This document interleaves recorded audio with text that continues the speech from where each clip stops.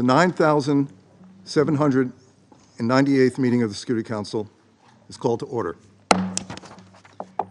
The provisional agenda for this meeting is the situation in the Middle East. The agenda is adopted. Under Rule 37, in accordance with Rule 37 of the Council's Provisional Rules of Procedure, I invite the representative of the Islamic Republic of Iran, Lebanon, the Syrian Arab Republic, and Turkey to participate in this meeting. It is so decided. In accordance with Rule 39 of the Council's Provisional Rules of Procedure, I intend to invite the following briefers to participate in this meeting: Mr. Pederson, Special Envoy of the Secretary General for Syria, and Mr. Riyad al-Saleh, Director of the White Helmets. The representative of the Russian Federation has asked to take the floor. I give the floor to Russia. Господин председатель, прежде чем начнется это заседание, я хочу привлечь внимание к недопустимой линии американского председательства, которое, к сожалению, с первого дня злоупотребило своими полномочиями. Данное заседание созвано по просьбе Афротройки плюс Гаяна, поддержанной Россией и Китаем. Ни одна из западных делегаций, включая самих Соединенных Штатов, в национальном качестве данный вопрос не поддержала. Видимо, ситуация в Сирии, которая подвергается беспрецедентной и явно скоординированной из нее террористической атаке, их не заботит. Это же не ритуальное заседание по набившему у всех оскомину украинскому сюжету, на котором можно набрать очки перед внутренней аудиторией.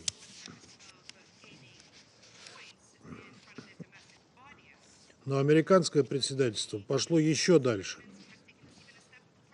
В нарушение сложившейся практики, без всяких консультаций с теми делегациями, которые запросили заседание, самовольно добавив дополнительного докладчика, представителя одиозной НПО «Белые каски».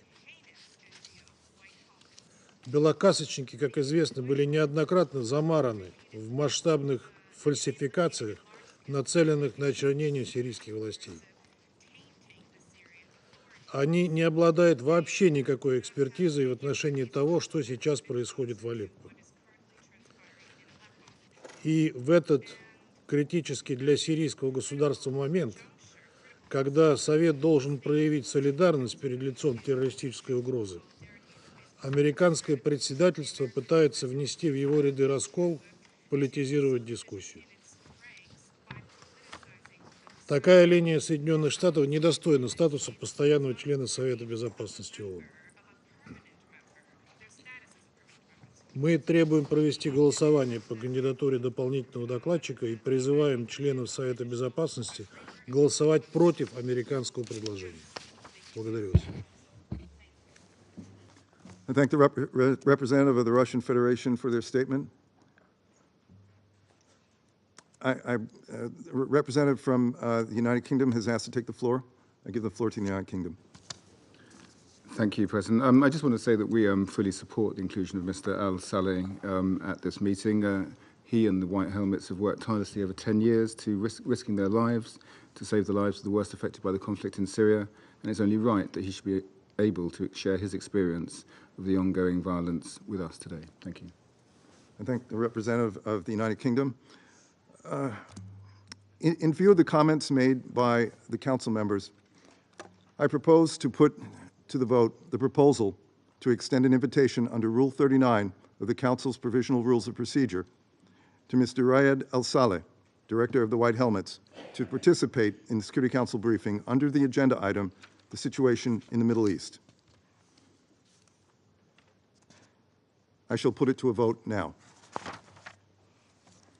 Will those in favor of the proposal to extend an invitation under Rule 39 of the Council's Provisional Rules of Procedure to Mr. Riyad al-Saleh please raise their hand?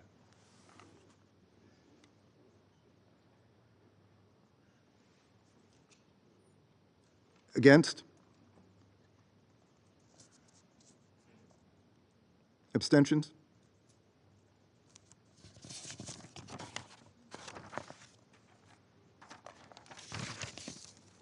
The result of the voting is as follows.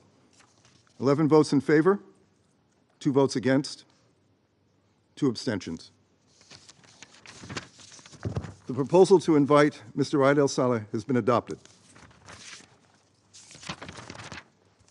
The Security Council will now begin its consideration of item 2 of the agenda. I now give the floor to Mr. Geir Pederson.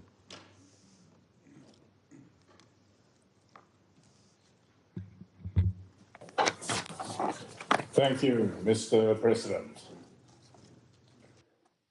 In the last week, we have seen dramatic shifts in front lines in Syria, radically altering a status quo that had been largely in place well over 4 years.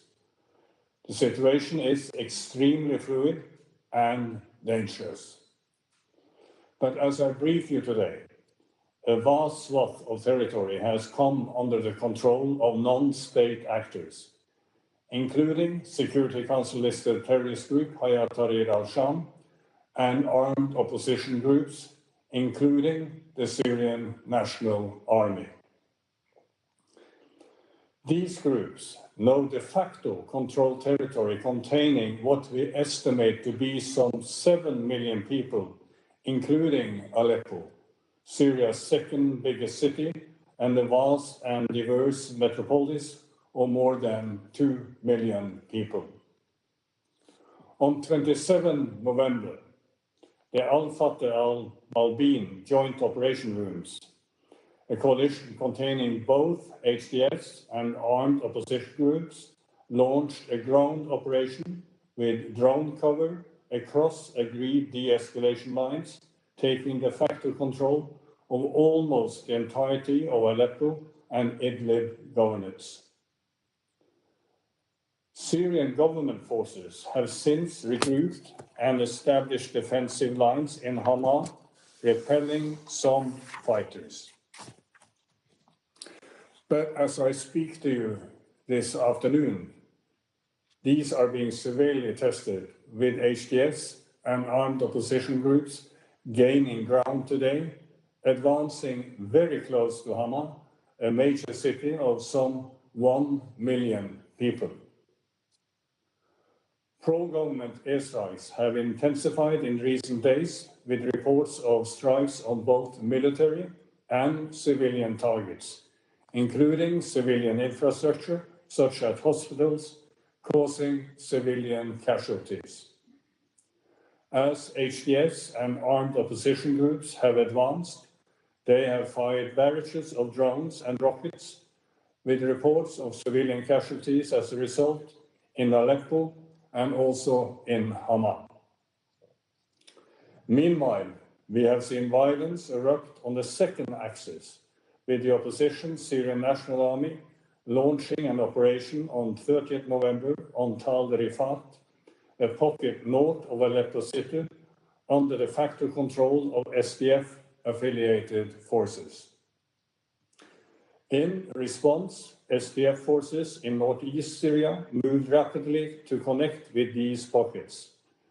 The SNA has now largely defeated these forces in these areas, with a large-scale evacuation of fighters and tens of thousands of civilians to northeast Syria.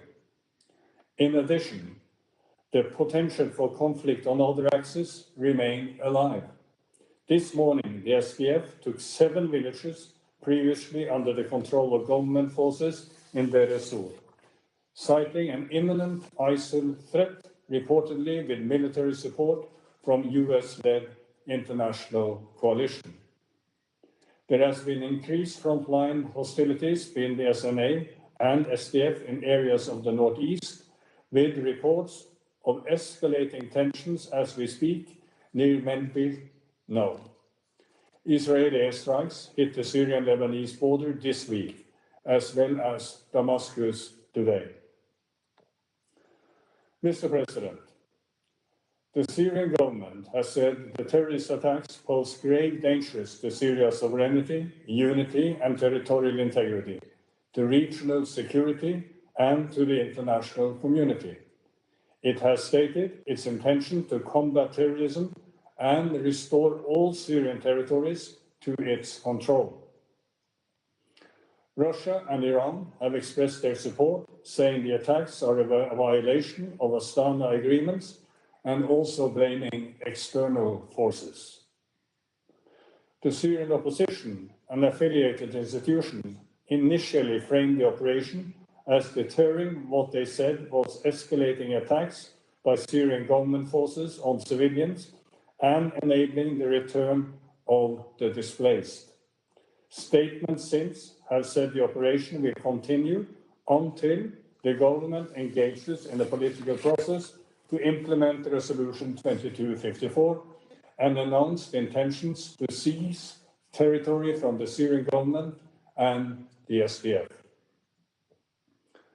Turkey has characterized events as a response to repeated violation of the Astana agreements, stating it is not involved in current clashes. Turkey has said these events show that Damascus was reconciled with both its people and the legitimate political opposition in Syria.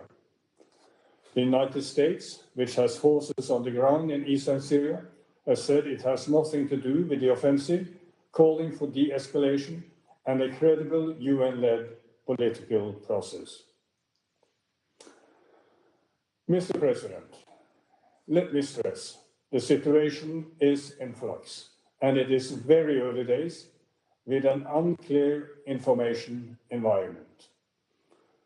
But you need to be aware that these developments have provoked different reactions among the Syrian people.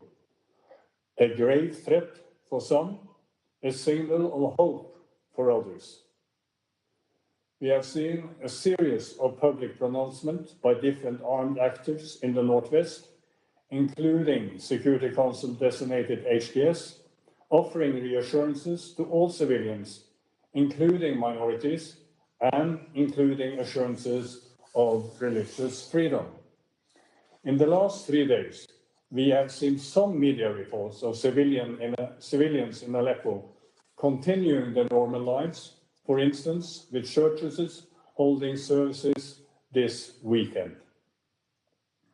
But, Mr. President, at the same time, some civilian and minority voices have expressed to us despair and fear about what it would mean over time for these areas to come under the control of armed factions that include a Security Council-listed terrorist group.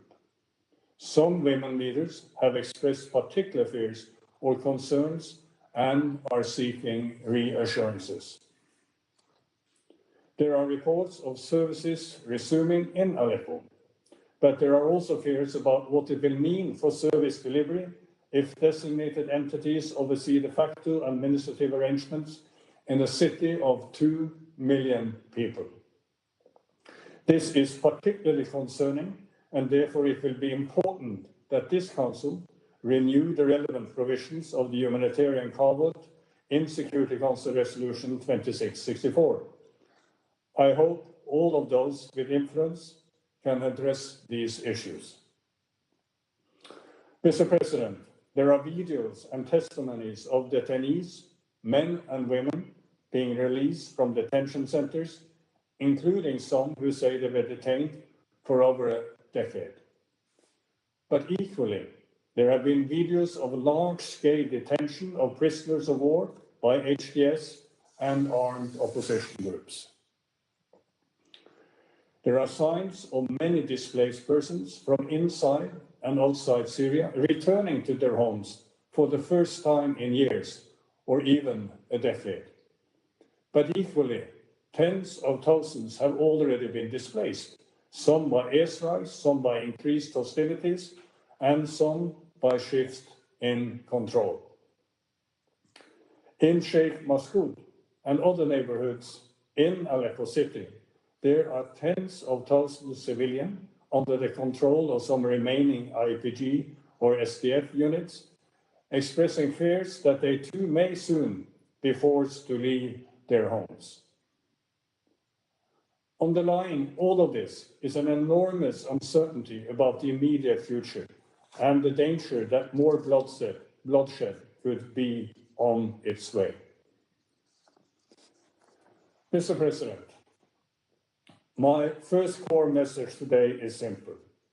We need de-escalation and we need calm. I appeal to all parties to their obligations under international law to protect civilians and civilian infrastructure and allow safe passage for Syrians fleeing violence. But, Mr. President, this alone does not suffice. Further military escalation risks mass displacement and civilian casualties. The last 14 years of conflict have decisively shown that no Syrian party or existing grouping of actors can resolve the Syrian conflict via military means. We must de-escalate and ensure a cooperative approach to countering listed terrorist groups.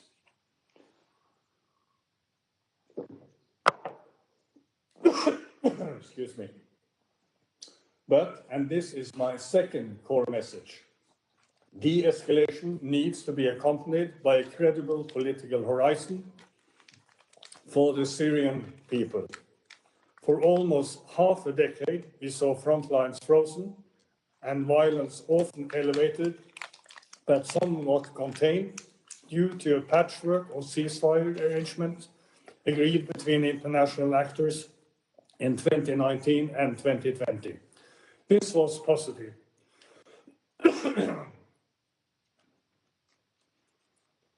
But without being pegged to a political process to resolve the crisis, this amounted only to a conflict management approach. And this is not enough. I have long been warning that this was unsustainable, especially after rising violence within Syria the last 3 years, alongside regional spillover and expanding Israeli strikes.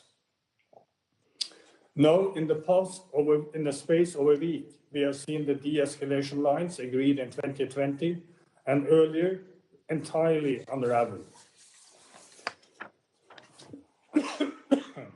Excuse me. Mr. President, the Syrian parties and key international stakeholders need to be seriously engaged in meaningful and substantive negotiations to find a way out of this conflict. That is why today I call for urgent and serious political engagement among Syrian and international stakeholders to spare bloodshed and focus on a political solution in accordance with Security Council Resolution 2254. Mr. President, to this end, I have been working the phone with a full range of Syrian parties and key international stakeholders, urging concrete and immediate action on these two fronts, including with the Syrian government, the Syrian opposition, Turkey, Russia, Iran, United States, and Arab and European players. I will be in the region in the coming days for a range of high-level meetings. I have clearly signaled and signal here once again my readiness to use my good offices to convene international and Syrian stakeholders in new and comprehensive peace talks on Syria. I have been sharing and discussing ideas in this regard for several months, precisely because I anticipated that the unsustainable status quo would collapse and a common consensus on the comprehensive approach would be needed. An approach that goes beyond only the resumption on constitutional committee meetings, but which addresses the full range of aspirations and concerns: the political process, sovereignty, security, economic conditions and sanctions, the detained and missing, and the refugees and the displaced. Mr. President, These ideas are more, not less relevant following the events of this week. I urge all parties to engage not only on containing the crisis, but on resolving this conflict. That is what is needed now. Mr. President, there is no military solution to this conflict. If we do not see de-escalation and a rapid move towards a serious political process involving the Syrian parties and the key international players, then I fear we will see a deepening of the crisis. Syria will be in grave danger of further division, deterioration, and destruction. The consequences for the sovereignty, unity, independence, and territorial integrity of Syria, and for the well-being and aspirations of the Syrian people could be grave indeed. Mr. President, this should be in no one's interest. Thank you. I thank Mr. Pederson for his briefing. I now give the floor to Mr. Raed al-Saleh. You have the floor, sir.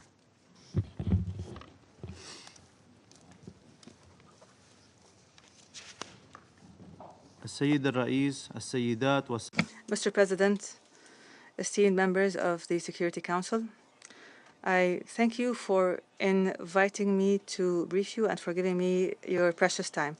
Almost 10 years ago, I addressed this very council and spoke about the horror of exploding barrels, forced displacement, forced disappearance, siege, and other war crimes. I urged you to end these crimes against the Syrian people. These past 10 years, much has changed, but these crimes have not. The world has started to forget the tragedy of the Syrians, and today I am in the same place, and I address you with the same demands. I renew my call upon you to put an end to these crimes and to achieve peace. I hesitated before calling on you again, but my responsibility towards Syria compels me to stand here once again. For 6 days now, and as the map of military control has changed on the ground, brutal attacks launched by the Syrian regime, Russia, and Iranian cross-border militias on Syrians have escalated, especially in areas outside their control in northwest Syria. The White Helmets have responded to 275 attacks. These attacks have killed 100 civilians at least. They have wounded 360 others. These attacks have displaced tens of thousands of residents, most of whom are women and children. These attacks deliberately targeted civilians and vital infrastructure, including schools, hospitals, and IDP camps. Who would expect a member state of the United Nations and a permanent member of the Security Council to take part in such a heinous crime and to cross thousands of kilometers with its aircraft to launch deadly attacks on the population and destroy hospitals and vital facilities? Ladies and gentlemen, the state of Russia, whose representative is participating in the session today, yesterday launched brutal airstrikes that put 4 hospitals in the city of Idlib out of service in violation of international laws and norms. Of these hospitals was a maternity hospital. Imagine what happened to the patients there. I will tell you. Among the cases that we documented were 2 patients inside the hospital who died after their ventilators were destroyed by the airstrike in the ICU unit. We have all the documents and the evidence of this brutal and deliberate attack. Yesterday was one of the bloodiest days in recent memory. The Assad regime and Russia killed 25 civilians, most of them children. They wounded 66 others. It is a day I will never forget. I will never forget the faces of the children, the looks in their eyes, after the Syrian regime's warplanes targeted their tents in a camp near Idlib. You may wonder, why would a warplane target a tent made of cloth and kill 7 children and their mother? The answer is simply to kill, no more.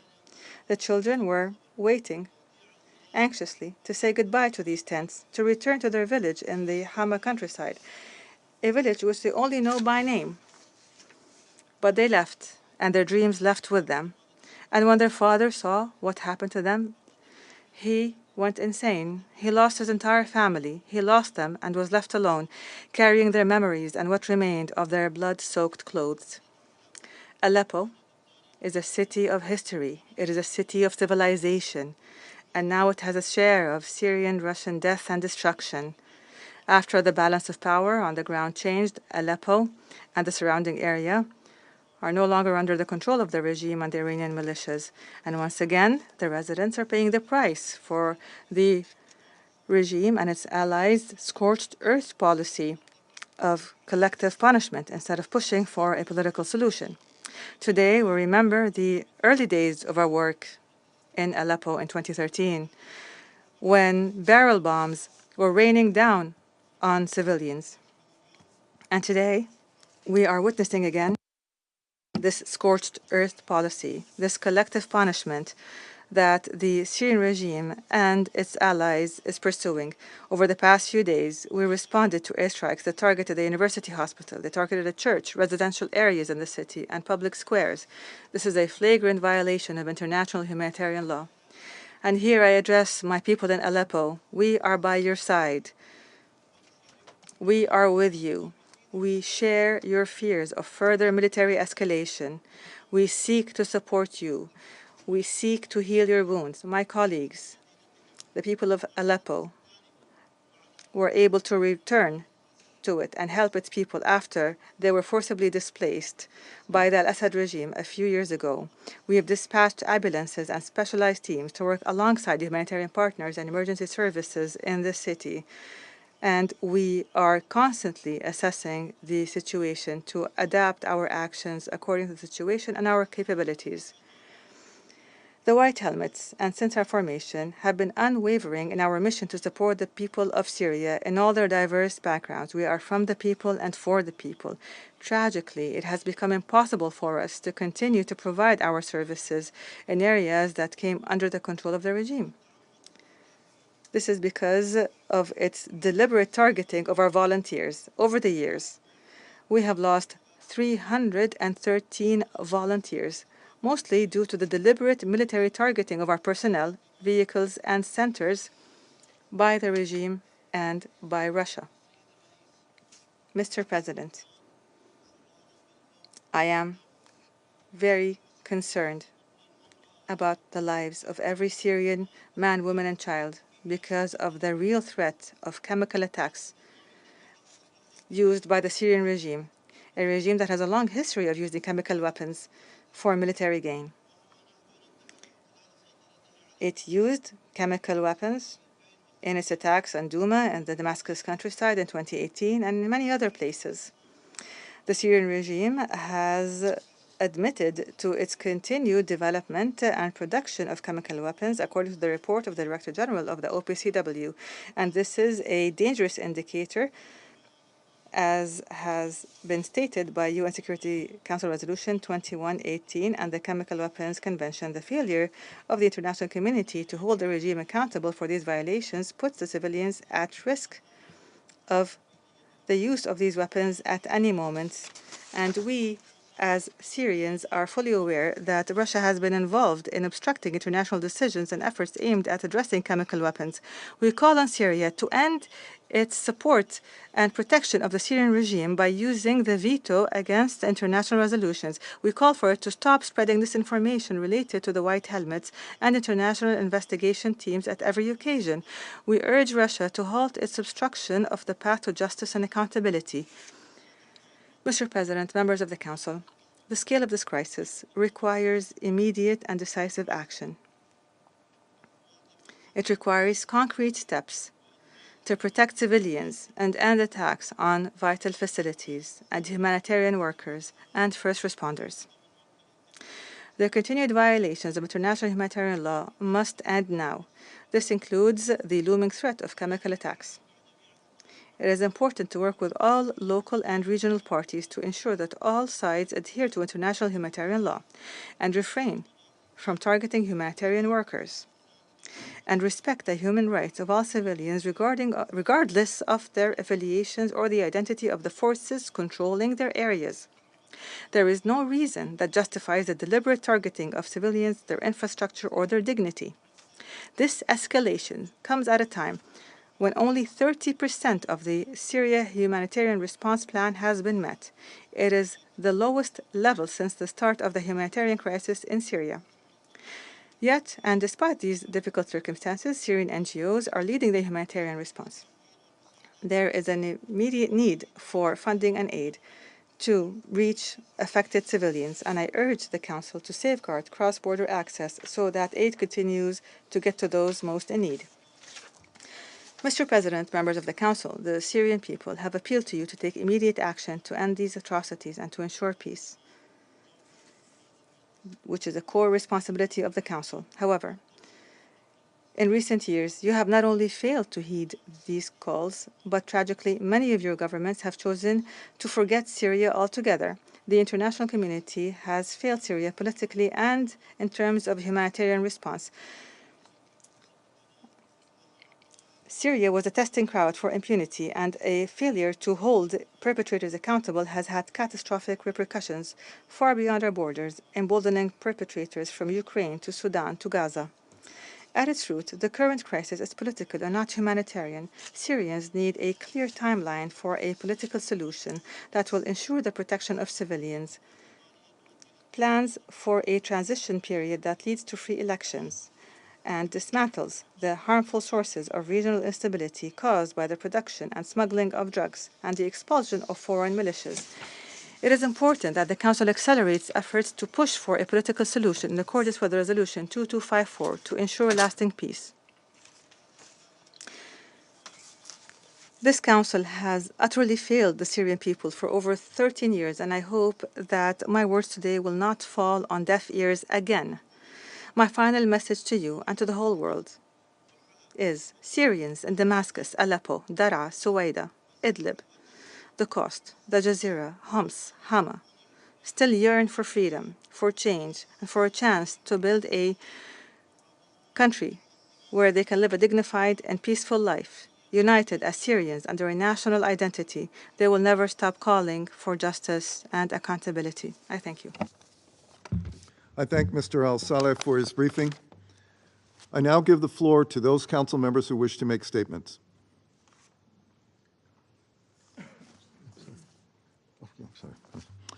I give the floor to the representative of Algeria. You have the floor, sir. Thank you, Mr. President. I have the honor to deliver this statement on behalf of the member of the E3+, namely Guyana, Mozambique, Sierra Leone, and my own country, Algeria.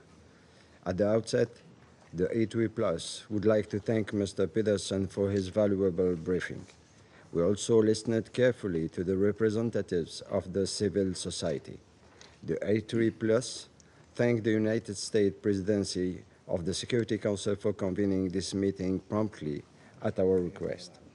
Mr. President, the E3+ expressed grave alarm and deep concern over the recent escalation of hostilities in Syria, which began on 27 November. These attacks, including those perpetrated by Hayat Tahrir al-Sham, a group designated as a terrorist organization by this very Security Council, have led to the tragic loss of innocent civilian lives, including women and children, significant damage to civilian infrastructure, and the suspension of critical services. The E3+ have constantly warned against the resurgence of terrorism in Syria. Regrettably, these warnings have now materialized.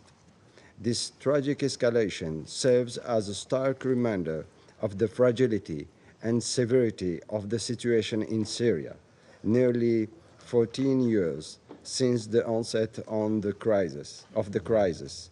It also underscores the pressing need for enhanced coordination to effectively combat terrorism. Today, there is no longer time for mere conflict management. We must prioritize finding a durable solution. It's clear to all that there is no military solution to the Syrian crisis. The only viable path forward is a political solution that preserves Syria's unity, sovereignty, independence, and territorial integrity. In this regard, the E3 Plus reaffirmed their firm belief that inclusive dialogue among Syrians, supported by the international community, remains the only sustainable and just pathway to resolving this protracted crisis. We reiterate our support for the effort of the Special Envoy and urge all parties to engage constructively with his initiatives to break the current deadlock. The E3 Plus also underscored the importance of recovering the Constitutional Committee and revitalizing the Syrian-owned and Syrian-led political process in line with Resolution 2254. Mr. President, Syrians must rise to meet the challenges threatening their country. They must set aside their differences and unite to shape a better future for Syria, free from terrorism and where all Syrians can realize their legitimate aspiration, a future built on peace, dignity, and hope for all Syrians. I thank you.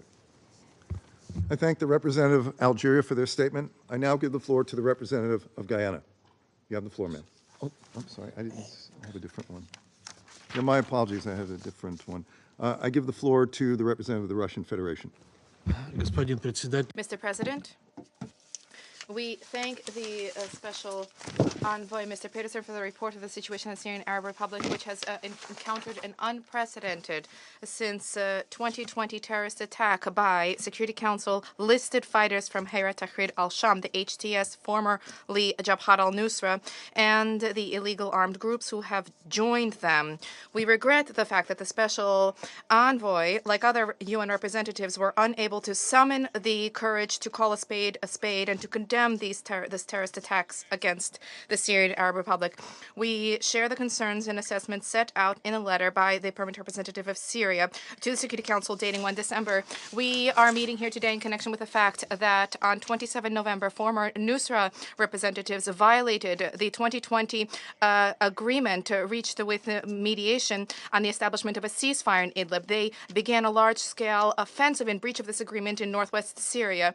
In the hostility, several thousand fighters are on their side. The terrorists have seized significant swathes of Aleppo. They have been carrying out artillery strikes against western, southwestern, and central parts of the city. As a result of the offensive by the fighters, at least 30 civilians have already perished, and we are also aware of the deaths of 2 OCHA representatives.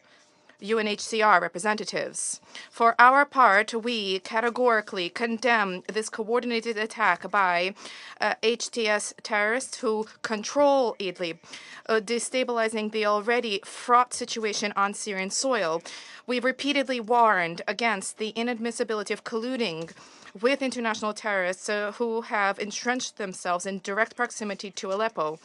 However, our Western colleagues, motivated by hatred towards the legitimate authorities in Syria, have continued to cooperate with these terrorists. And here's the result. The fighters were lying in wait for their hour to come. They capitalized on the dire situation in the country, first and foremost in the Golan Heights and on the border with Lebanon, to stab the Syrian people in the back. In this way, the Middle East crisis, which has been metastasizing since October 2023, has gained yet another Syrian dimension. From the very first day of the terrorist attack, the Syrian armed forces, with support of the Russian aerospace forces and those of allies, operating at the request of the legitimate authorities of Syria, have been repelling the fighters with the use of fighter jets, artillery, multiple launch rocket systems. Precision-guided and calibrated strikes are being carried out against terror movement positions and the fighters who have joined them. From the beginning of the operation, approximately 400 terrorists have been liquidated. More than 600 were wounded. The enemy will be defeated regardless of what external support is being provided to them. And there is such external support. According to reports and information that is available, support for terrorists is being provided by Americans and their allies to varying degrees. They are providing support to terrorists. We believe it would benefit the Western countries to dispel all suspicions related to their role in these terrorist actions. In this context, we wish to pay particular attention to the identified trail to the Ukrainian Main Directorate of Intelligence, the GRU, in the organization of hostilities and providing weapons to fighters operating in the northwest of Syria. We've repeatedly stated, including at the United Nations Security Council, we've referred to the identification in Idlib province of the Ukrainian military instructors from the GRU, and they were training HTS fighters for combat operations. Cooperation between Ukrainian and Syrian terrorists motivated by hatred towards Syria and Russia is underway, both when it comes to the recruitment of fighters into the ranks of the Ukrainian armed forces and for mounting attacks against Russian and Syrian troops in Syria. Today, reports surfaced showing that Ukrainian specialists accompanied by HTS terrorists were observed in the training center in Aleppo province. HTS fighters have not only not concealed the fact that they are supported by Ukraine, but they are also openly flaunting this. We have also shared information that Ukrainian GRU staff are arming fighters in Idlib, including with drones and coordinated GPS modules. Experts, including Western experts, were at the time skeptical about this information. What happened on 27 November corroborated our data. Moreover, it became clear yet again that under the Kiev regime supported by the West, Ukraine has morphed into a hotbed of international terrorism and presents an openly is threatening international peace and security. And this is attested to inter alia, not just by the terrorist attacks perpetrated by it in Russia, but also by its operations in the Sahel and in Syria. Mr. President, the events of recent days in Syria clearly demonstrate the perniciousness of the policy of the United States and their allies, who have been illegally present in Syria since 2014 under the pretext of countering terrorism. Their perniciousness of the policy of undermining state institutions in this Middle East country, including through the illegal presence of U.S. troops in the Trans-Euphrates and Natanz. An equally destructive factor lies in the motivation and the aspiration of Washington to preserve de facto occupation of the wealth of oil, gas, and agricultural resources in areas in the northeast of Syria. The U.S. and allies take any opportunity to sow chaos in the country, using sanctions to asphyxiate the country's economy and supporting Idlib-based terrorists and extremists and the extremist underground in the Syrian Arab Republic. At the same time, they are openly attempting to whitewash the HTS, presenting the terrorist organization as some kind of allegedly moderate Syrian opposition. The HTS has just demonstrated its so-called moderation and moderate nature. Such double standards are unacceptable in the fight against international terrorist groups, which have been designated as such by the UN Security Council. And of course, this fight must continue against the Security Council-listed terrorist groups. We expect of Washington and its satellites that today they categorically condemn the actions of the former al-Nusra affiliates and that they express support for the legitimate Syrian government, which is under attack by terrorists, as was done by Syria's neighbors, as well as members of the League of Arab States. As practice has shown, the use of terrorists for the advancement of parochial geopolitical agendas always backfires against their patrons. For our part, we are maintaining intense contacts with our partners under the Astana format. We are engaged in contact with colleagues from Iran and Turkey at various levels, which have reaffirmed our shared concern in light of the military escalation in Aleppo and Idlib, as well as the need to coordinate joint efforts to stabilize the situation in Syria, first and foremost by tapping into the potential of Astana. We consistently and continuously advocate reverting back to implementation of the agreement on the ceasefire in Idlib dating March 2020. We believe firmly that stabilization on the ground and the restoration of a lasting peace and security in the Syrian Arab Republic is only possible by ending the illegal foreign military presence which is carried out in violation of the sovereignty and territorial integrity of Syria, and the end of airstrikes against Syrian territory. Thank you.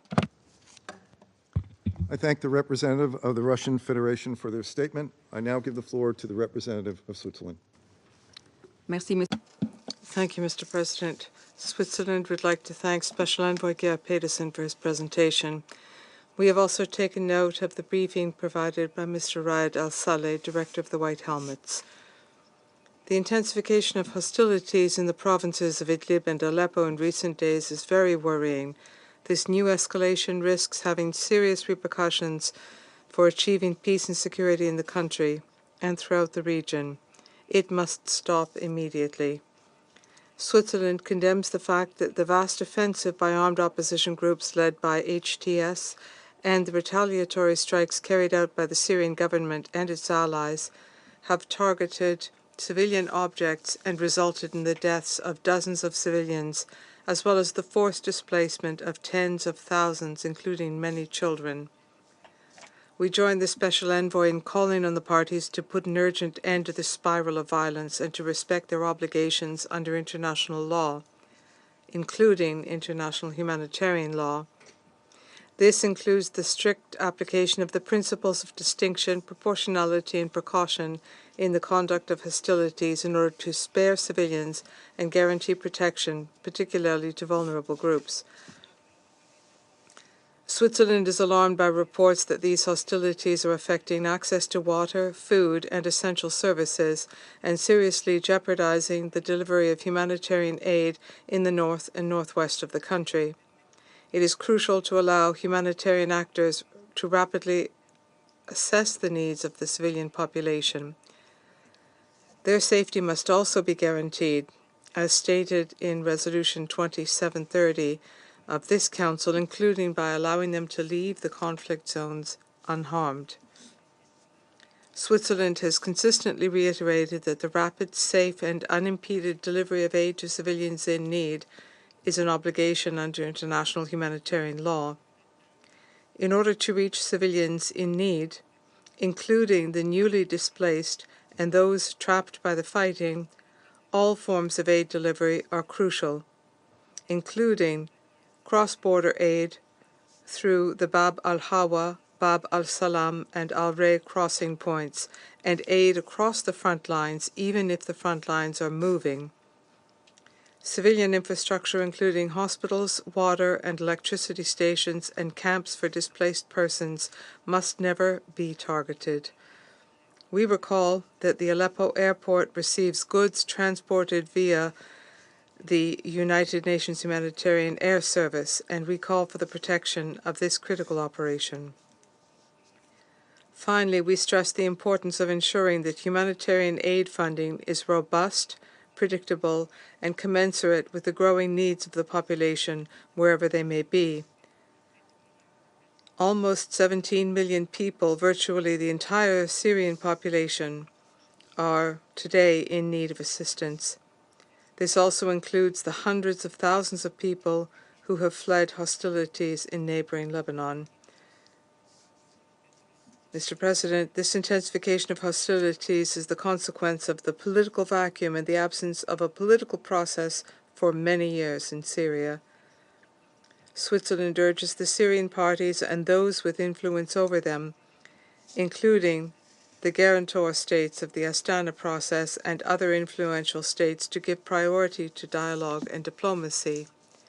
We call on them to coordinate their efforts with those of the UN Special Envoy to achieve a national ceasefire and a credible peace process. In this respect, Switzerland will continue its commitment and remains ready to make Geneva available for any initiatives or peace talks under the aegis of the United Nations. Only a political solution within the meaning of UN Security Council Resolution 2254 can put an end to this terrible conflict. Thank you. I thank the representative of Switzerland for their statement. I now give the floor to the representative of the United Kingdom. You have the floor, sir. Thank you, President. I thank Special Envoy Pederson for his briefing and the comprehensive update on what is a fast-moving situation. I was also grateful to Mr. al-Saleh for his briefing. I'll make 3 points today. First, the Council meeting today serves as a sobering reminder that Syria remains as dangerous as ever. We're deeply concerned about the potential for further escalation, particularly large-scale attacks by the regime or Russia against civilians. Colleagues, we've seen the lengths the Assad regime will go to when challenged.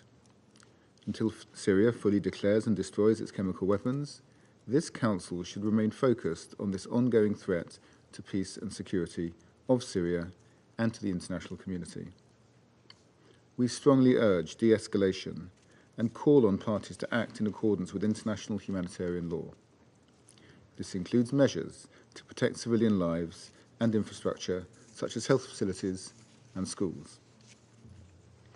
Further escalation will only lead to more displacement of vulnerable people, disrupted humanitarian aid access, and ultimately, more suffering. Growing instability will only reduce prospects for recovery or for refugees to return home in a safe, dignified, and voluntary manner. Second, the humanitarian crisis in Syria, especially the northwest, was already dire before this latest escalation, with 4.2 million people requiring assistance. Further conflict, alongside harsh winter conditions, will only exacerbate the suffering of those in need. So we urge all actors to ensure continuous and uninterrupted humanitarian assistance and access across the whole of Syria. Third, President, the current fighting is a stark reminder that the situation in Syria is not sustainable. A frozen conflict is not peace. Only a Syrian-led, Syrian-owned political solution will resolve the conflict and bring much-needed security and stability for Syrians. The Assad regime, along with its Russian and Iranian backers, has created the conditions for instability and the current escalation through its ongoing refusal to engage in the political process. Whilst the trajectory of this escalation is uncertain, it is once again clear that after 13 years of conflict, no side has or can decisively win through force. The regime and all actors in Syria's conflict must support and engage constructively with negotiations as called for in Resolution 2254. I thank you. I thank the representative of the United Kingdom for their statement. I now give the floor to the representative of Malta. You have the floor, madam. Thank you, President. I also thank Special Envoy Pederson and Director al-Saleh for their insights today on the urgent and escalating security situation in Syria. Over the past 7 days, we have witnessed a significant military offensive led by Hayat Tahrir al-Sham, launched from Idlib. This offensive rapidly seized control of several areas in Aleppo, with forces reportedly advancing to the outskirts of Hama following the withdrawal of the Syrian army. Within the city, reports indicate hospitals are being overrun and civilians are fleeing in fear of being caught in the crossfire. Subsequent airstrikes in support of both the Syrian government and opposition forces have compounded the situation and resulted in multiple casualties. While we have received reports of intensified shelling in Idlib and airstrikes hitting displacement camps, the full extent of these developments in Syria's northwest remain unclear. The new front line between Hama and Aleppo is being fortified, raising fears of urban warfare involving air power and explosive weapons. Such acts could bring devastation reminiscent of the horrors witnessed in Aleppo in 2016. The immediate developments in the crisis are now of critical concern, not only to the people of Syria, but to the wider region of the world. Malta reiterates the cause of Special Envoy Pederson. All parties now exercise maximum restraint and stringently uphold their obligations to protect civilians and civilian infrastructure. The steps taken by all parties in the coming days will set the course of this crisis. we must avoid the sole reliance on military firepower seen elsewhere in Syria. We remain deeply concerned about the potential mobilization and heavy fighting in northeastern Syria and the resurgence of violent extremist groups. Regrettably, the UN's humanitarian response is already severely constrained. In the face of further violence and displacement, humanitarian actors will not be able to scale up and address what remains a deeply political problem. We are reminded once again that determined political efforts are needed to address humanitarian problems. President, for years we have been warned of the consequences of failing to prioritize true conflict resolution in line with Resolution 2254. In Malta's view, we must transition from what the Special Envoy termed as conflict management in Syria to a strategy that effectively promotes conflict resolution. Great power politics have resulted in untold misery and suffering for millions across Syria and the region. No actor or their backers are without blame. This is not the moment for states to redraw borders through force. Instead, we must amplify genuine diplomacy and see the spin and false narratives and work collectively to and see through the spin and false narratives and work collectively to prevent further carnage. We must restore respect for the norms and laws of warfare and uphold the resolutions of this Council for the countless civilians trapped in conflict. Thank you. I thank the representative of Malta for their statement. I now give the floor to the representative of Slovenia. You have the floor, sir. Thank you very much, Mr. President. Since this is my first statement in the month of December in this chamber, I would like to thank the delegation of United Kingdom, led by Ambassador Woodward, for their leadership in November, and wish every success to the United States in steering our work this month. I thank Special Envoy Pederson for his briefing, and I thank al-Saleh, Director of the White Helmets, for his valuable contribution. In recent days, we have seen a significant shift in Syria, which has again turned into an active war zone. Hayat Tahrir al-Sham is a terrorist group recognized as such by this Council. Their recent escalation has already taken human lives and continues to pose severe risk to civilians. Their actions have serious implications for regional and international peace and security. Slovenia urges all parties to immediately de-escalate. There is no military solution to the conflict. We call on all actors to uphold their obligations under international humanitarian law. Protection of civilians and civilian infrastructure is of utmost importance. All efforts should be accompanied by preventing further displacement and disruption of humanitarian access. Reignite of a wider conflict in Syria would also have a devastating impact on the region, jeopardizing the recent progress in Lebanon and deteriorating already precarious situation of refugees and IDPs. Mr. President, over the past months, Special Envoy Pederson has repeatedly warned us of the risks of escalation and the fact that no Syrian party or existing groupings of actors can resolve the Syrian conflict via military means. The recent events should be a wake-up call to the Syrian government and key international stakeholders on the urgent need to find a political way out of the nearly 14 years long conflict. We cannot allow the recent resurgence of violence to add another fuel to the fire that will further extend the conflict. Slovenia underscores the urgency for a Syrian-led political solution that meets the aspirations of its people in accordance with the UN Security Council Resolution 2254. The people of Syria do not need another violent conflict. They have suffered more than enough.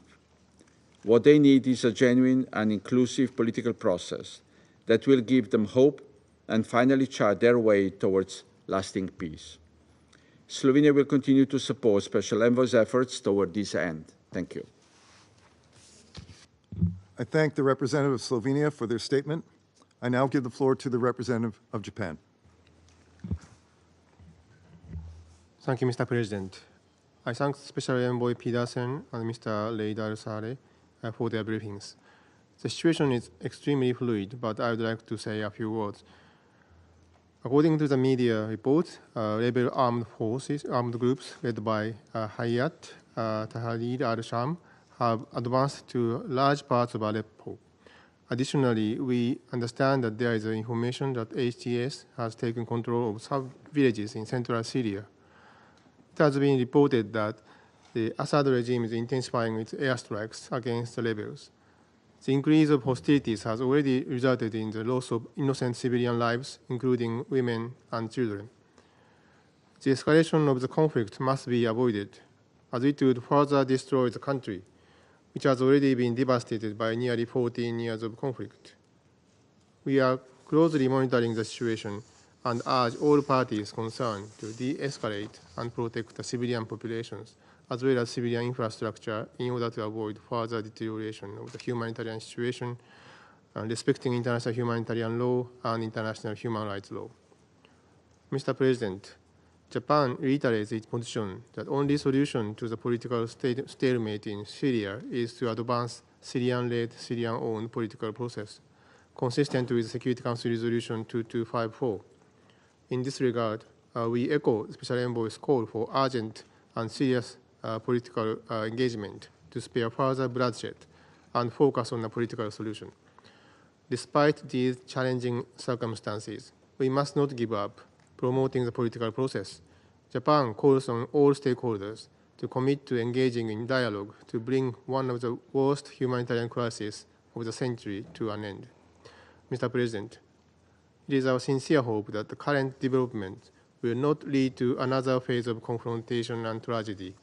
Japan will continue to make diplomatic efforts in close coordination with the international community and persistently call on all parties to take constructive steps toward advancing the process toward a political solution to the Syrian crisis. I thank you, Mr. President.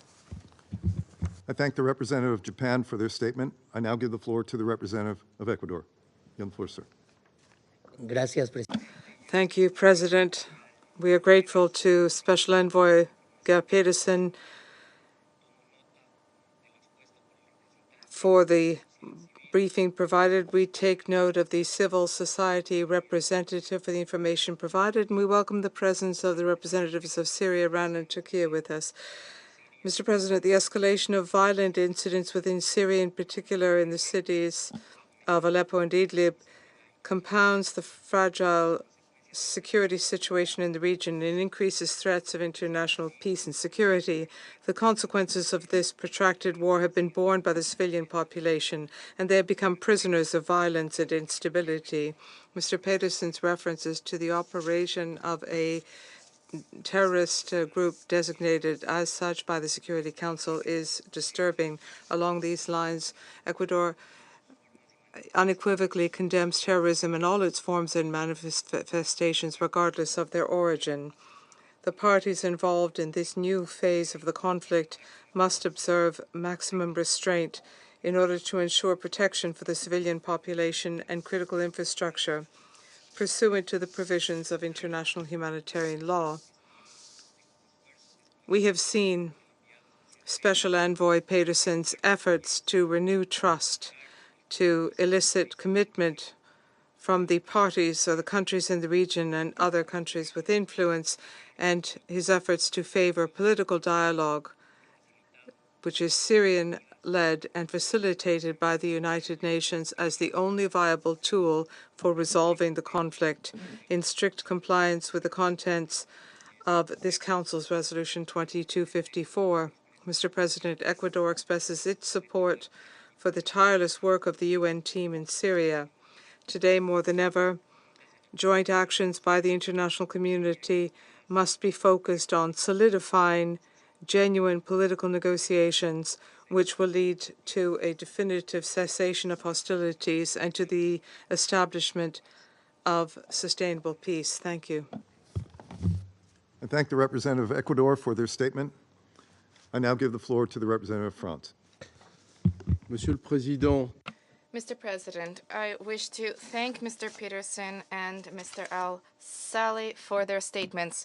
France has been monitoring with great concern the recent developments in Syria, specifically in the northwest.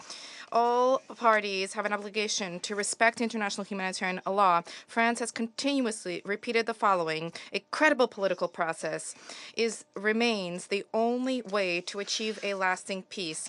Any continuation of escalation is to the detriment of civilian populations who have already paid a high price after 13 years of civil war. In recent days, the Syrian regime and its allies have once again begun to target densely populated areas and civilian infrastructure in Aleppo and Idlib.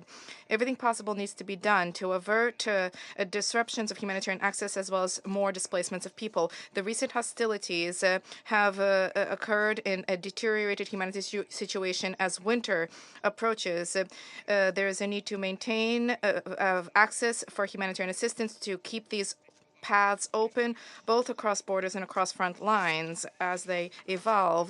The recent hostilities demonstrate the weakness of the regime and are the result of the continuous refusal of the Damascus regime to engage in a political process.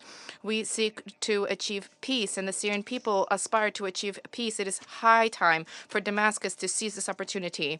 In this vein, we reiterate our full support for Geir Pedersen and for the implementation of Security Council Resolution 2254 and all of the provisions thereof. We call for collective mobilization for the regime to honor its obligations and to demonstrate openness vis-à-vis the Syrian people.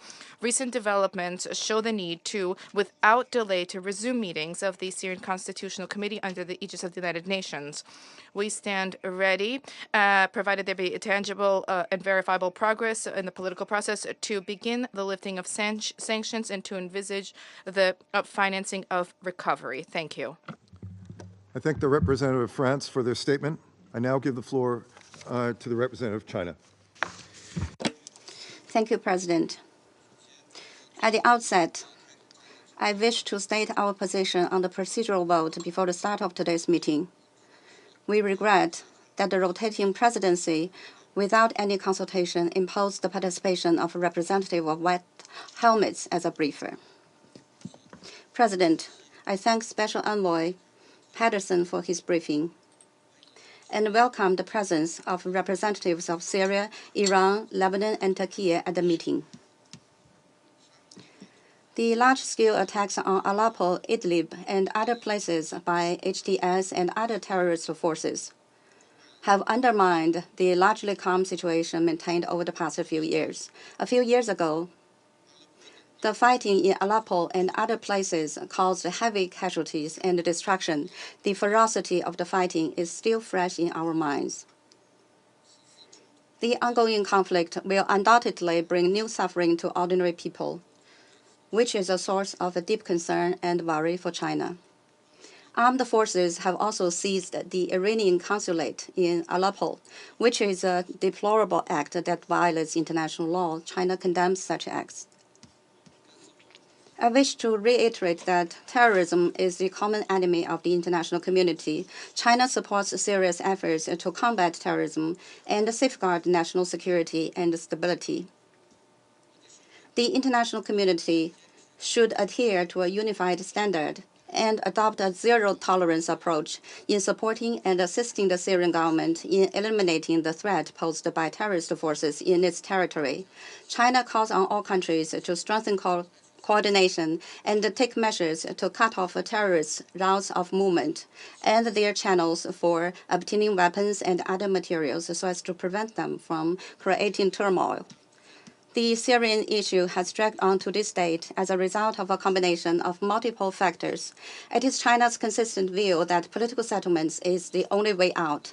The international community should earnestly respect Syria's sovereignty, security, and territorial integrity. Foreign forces must end their illegal military presence in Syria. Relevant countries should immediately lift unilateral sanctions against Syria. China once again calls on the international community to remain firmly committed to the general direction of a political settlement and to support the advancement of the Syrian political process that is Syrian-led and Syrian-owned, and to allow the Syrian people to decide on the future of their country on their own, free from foreign interference. Thank you, President. I thank the representative of China for their statement. I now give the floor to the representative of the Republic of Korea. Thank you, Mr. President. I would also like to thank Special Envoy Pederson for his briefing. I also appreciate Director al-Saleh's briefing from the ground. The Republic of Korea expresses its grave concern over the escalating instability and power vacuum in Syria. The advances of HTS and other non-state actors have significantly and abruptly destabilized the security situation in and around Aleppo, Idlib, and Hama, marking an unexpected shift not seen in a decade.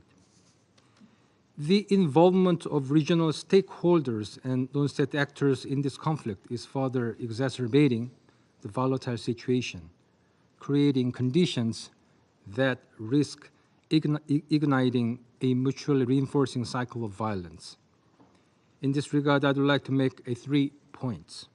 First, we urge all parties to cease hostilities and recommit to the political process in line with the Security Council Resolution 2254.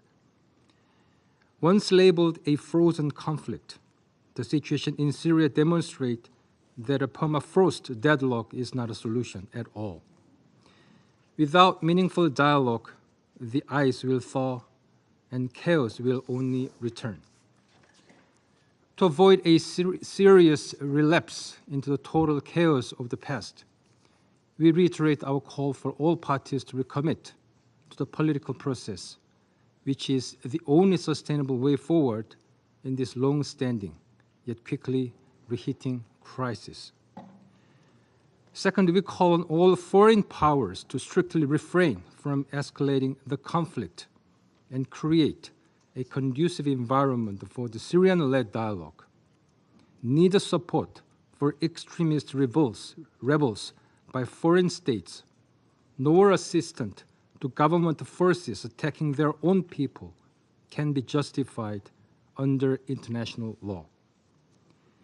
In this regard, we are greatly concerned about reports of attacks launched by armed factions, as well as airstrike targeting the Syrian people, including in healthcare facilities and schools in Aleppo and Idlib.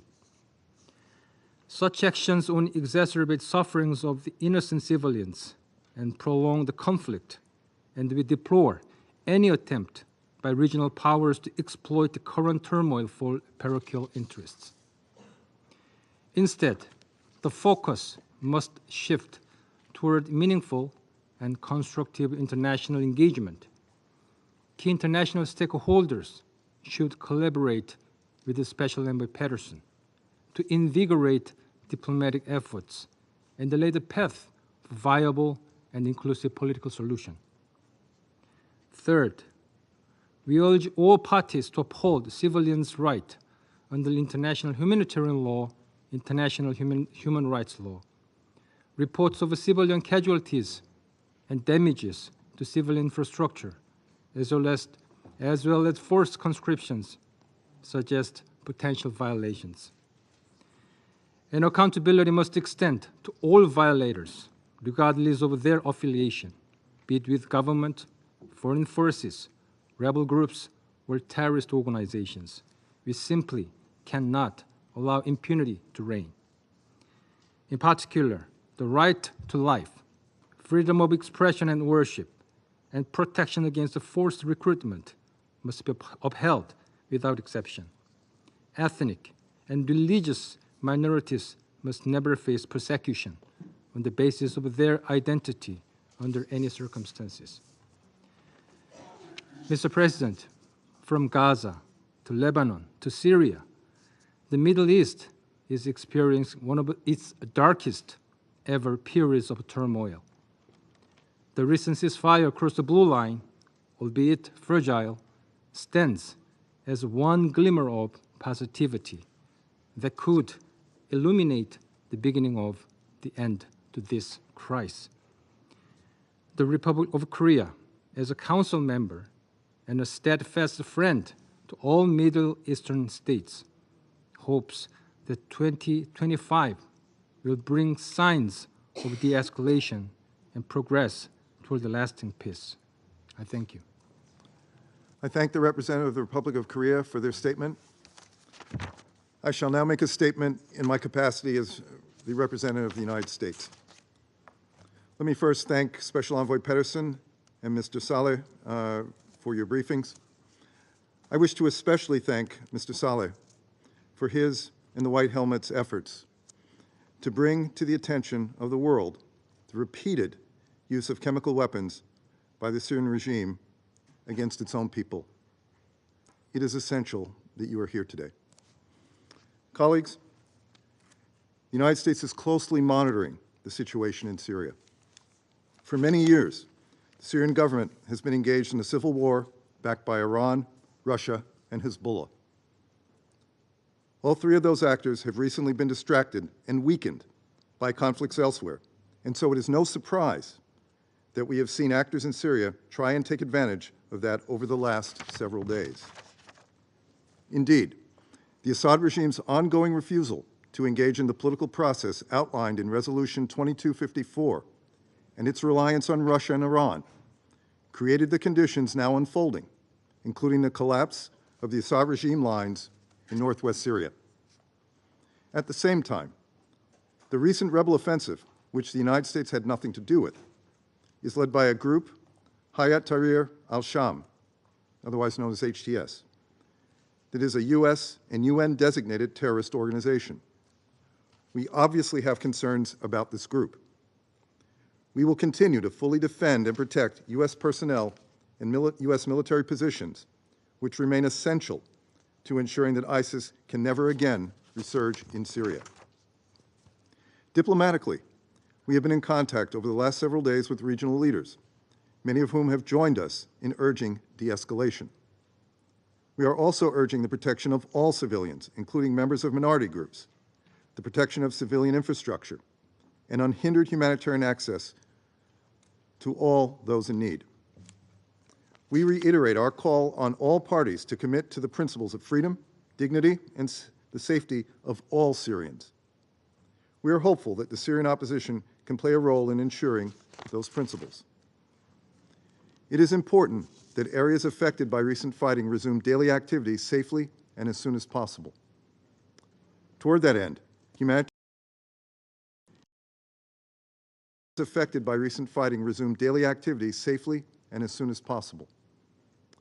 Toward that end, humanitarian access must be maintained so that aid can reach all people in need. The UN, which is working alongside NGOs responding on the ground, has an important role to play. We encourage strong support for its efforts, including to address the needs of internally displaced persons fleeing the fighting.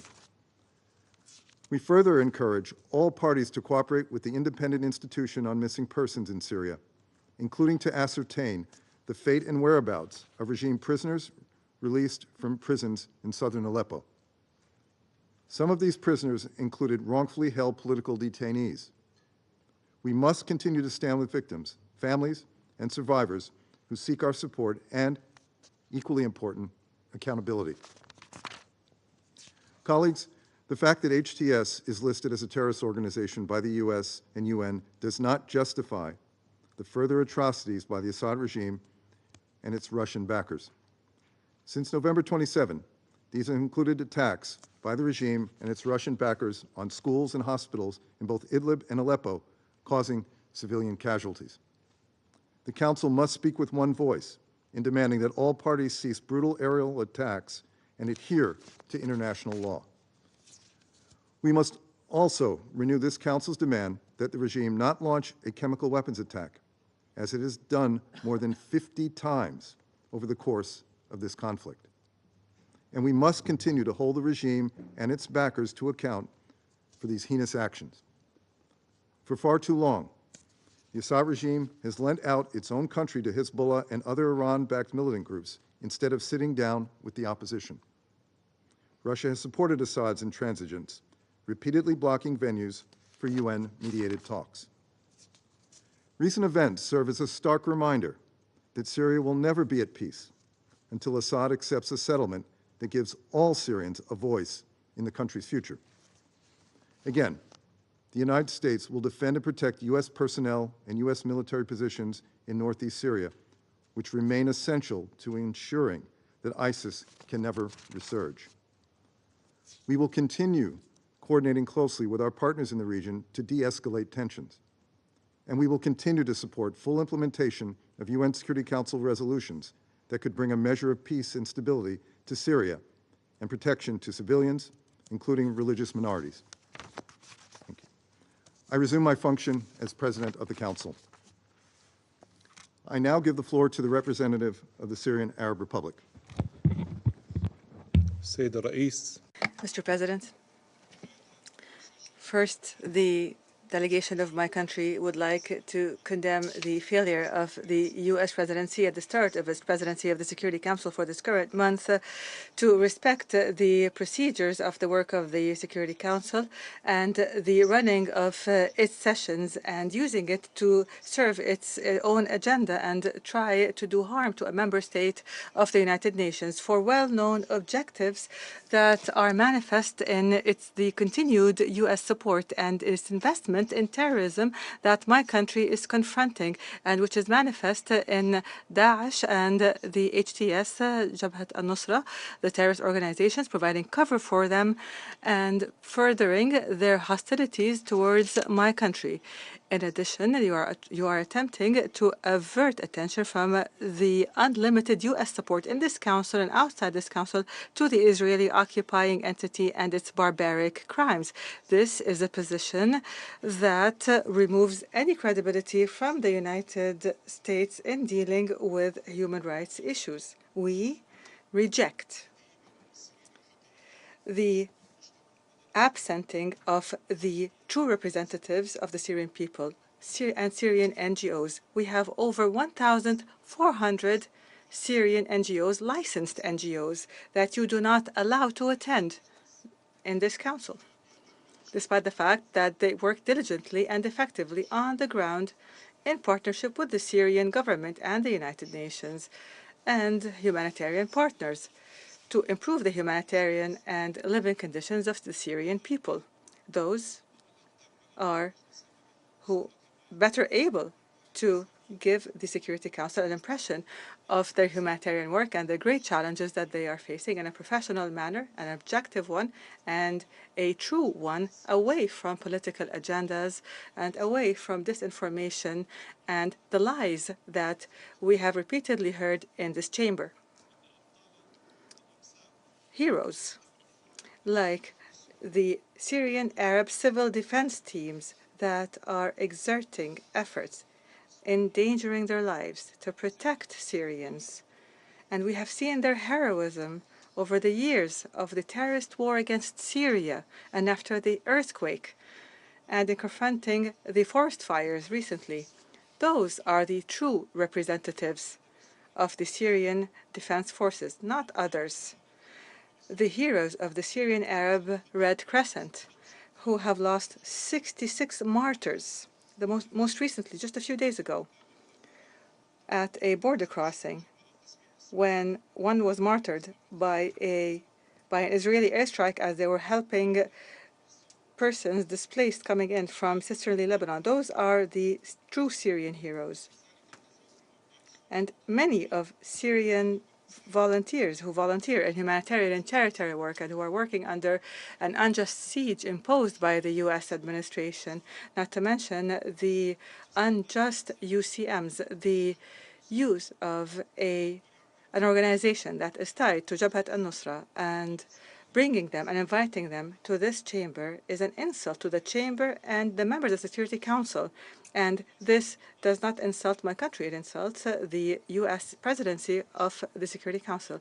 If you have any doubt as to what I'm saying, then I refer you to the statement by the official spokesperson of the U.S. State Department, the former spokesperson, Mark Toller, who responded to questions on the 27th of April 2016, responded to media questions and stated that this group that you invited here today is related to extremist groups that constitute a threat to the United States. This is a statement that was said by your colleague, Mr. President, and this is available everywhere. I would also like to refer you to the letters that my country and the Russian Federation have addressed to your esteemed Council over the past years to respond to the lies that are being propagated by this organization and those who support it. However, the U.S. administration's animosity towards my country forces it and pushes it to invite whoever they want to this council to further their agenda. The U.S. administration,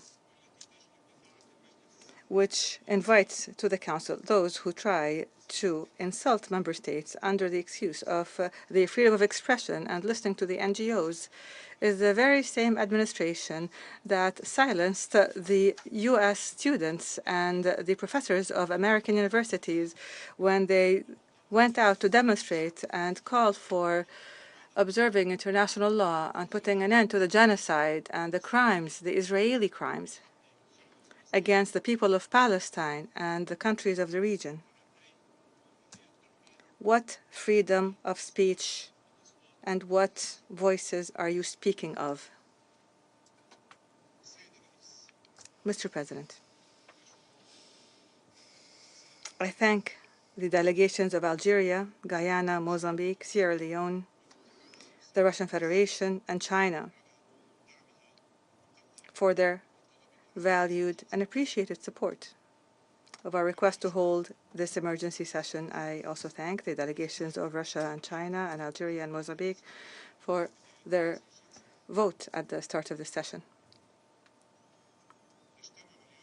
We meet here today after the Hayat Tahrir al-Sham Jabhat al-Nusra terrorist organization, which is designated by the Security Council,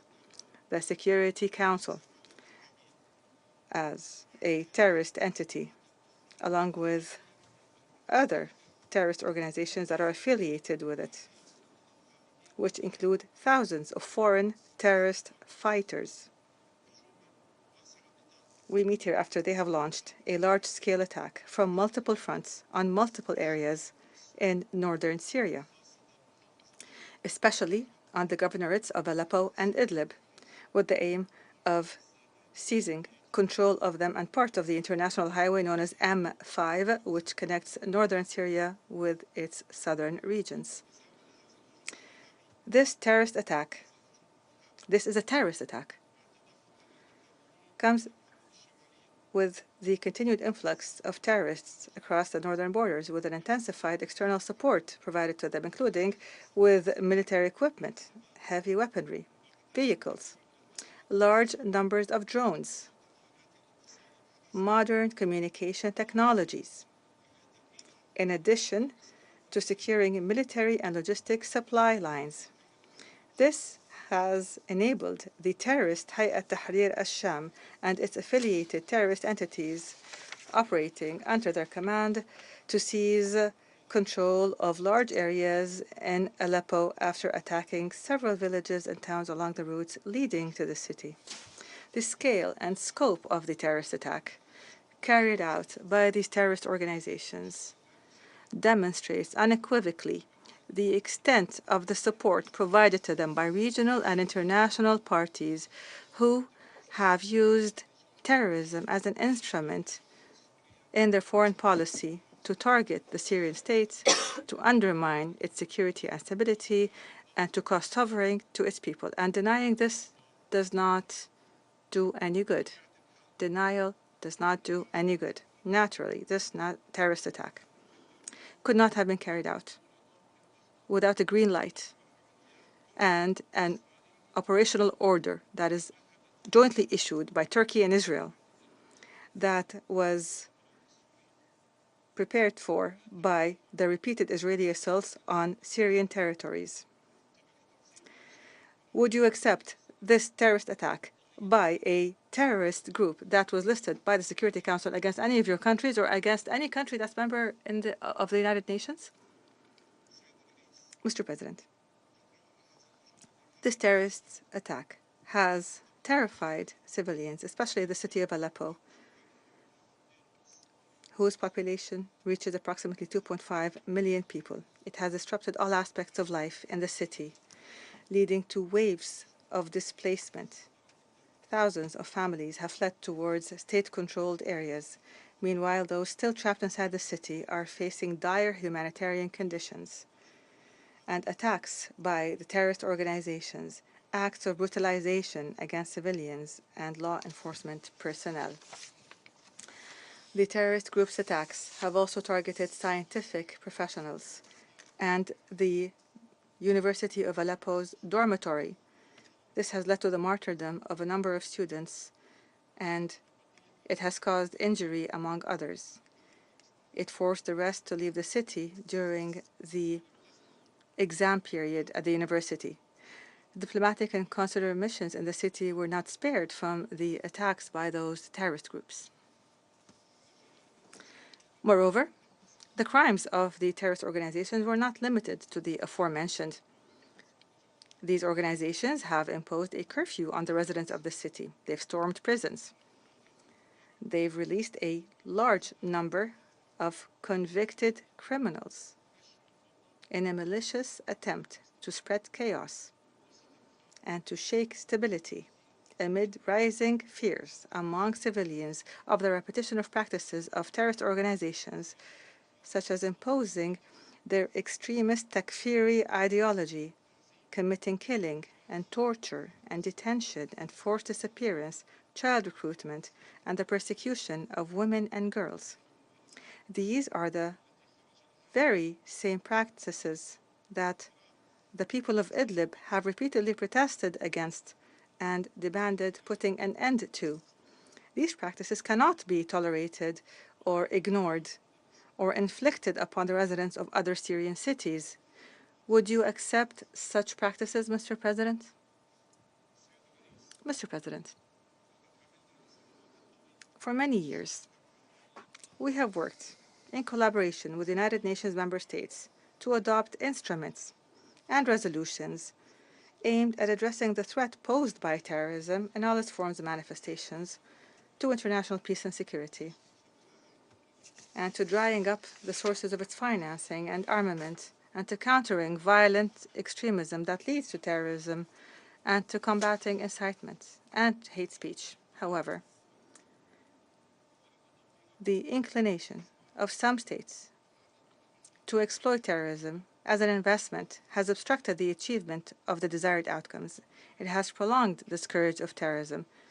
The problem is the lack of political will on the part of these states, whose hostile policies and practices against my country have enabled terrorism to establish a foothold in areas under the illegal foreign military presence on Syrian territory. Today, the suffering endured by our people in Aleppo and other Syrian areas, infiltrated by terrorist organizations, compels us once again to raise our voices and call on the Security Council to condemn the terrorist attack and to hold the states sponsoring and operating these terrorist organizations accountable, urging them to abandon these policies and prevent the entrenchment of this terrorist reality, or to continue to hold these civilians hostage by these organizations. This is the call that is being made by our people in Aleppo and northern Syria, a call that is addressed to you, Mr. President. The terrorist attack on northern Syria is a flagrant violation of the resolutions of the United Nations and the Security Council related to terrorism, as well as the de-escalation zones adopted by the Astana Formula process, which reaffirmed in its most recent final statement the full respect for Syria's sovereignty, independence, unity, and territorial integrity, as well as continuing efforts to combat terrorism in all its forms and manifestations. These commitments are commitments that the Turkish guarantor failed to fulfill. The Syrian Arab Republic demands the Security Council to issue a clear and unequivocal condemnation of this terrorist attack carried out by an organization designated on the Security Council's list of terrorist entities, which comprises tens of thousands of foreign terrorists.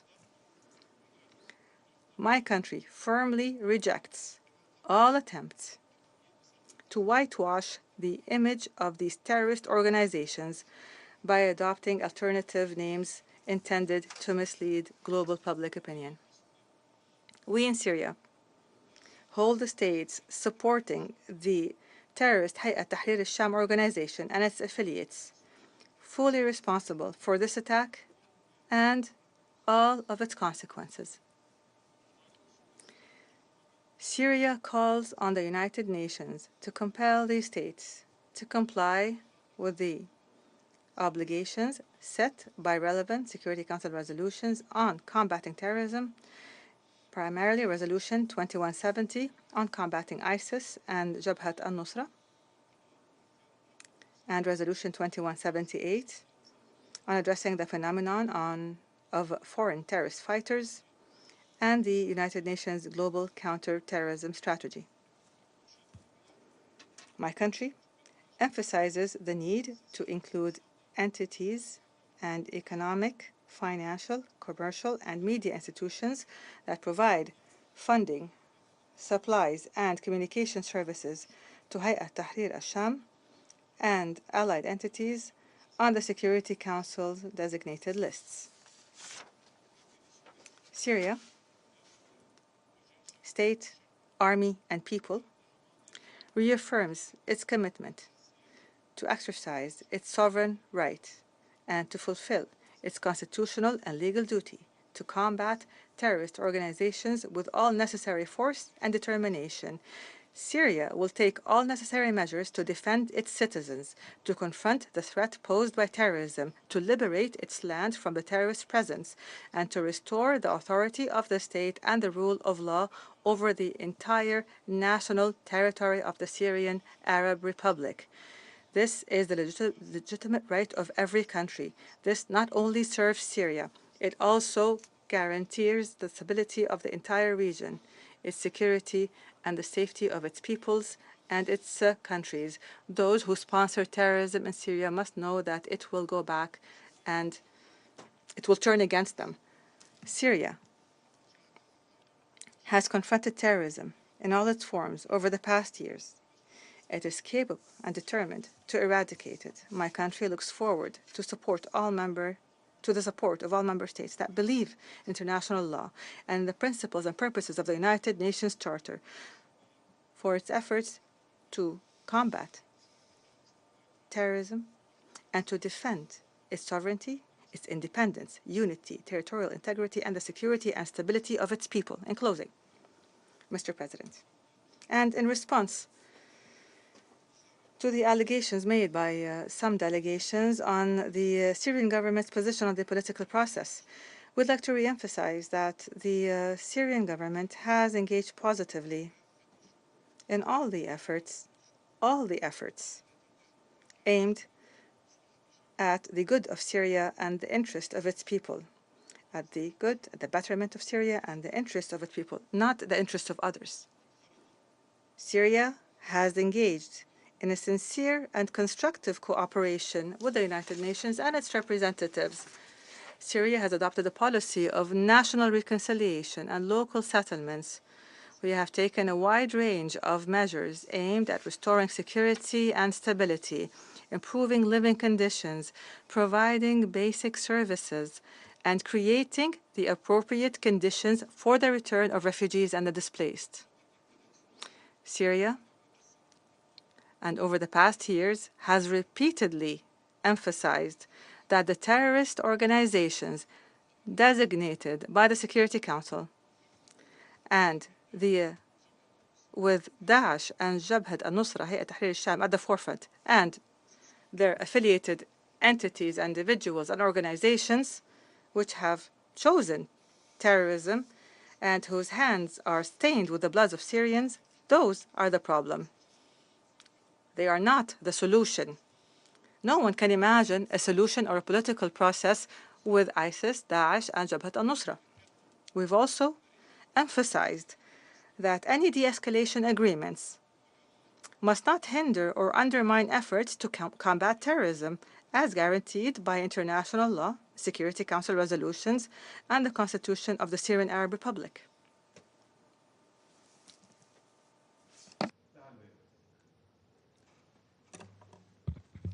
thank the representative of the Syrian Arab Republic for their statement. I now give the floor to the representative of Turkey. You have the floor, ma'am.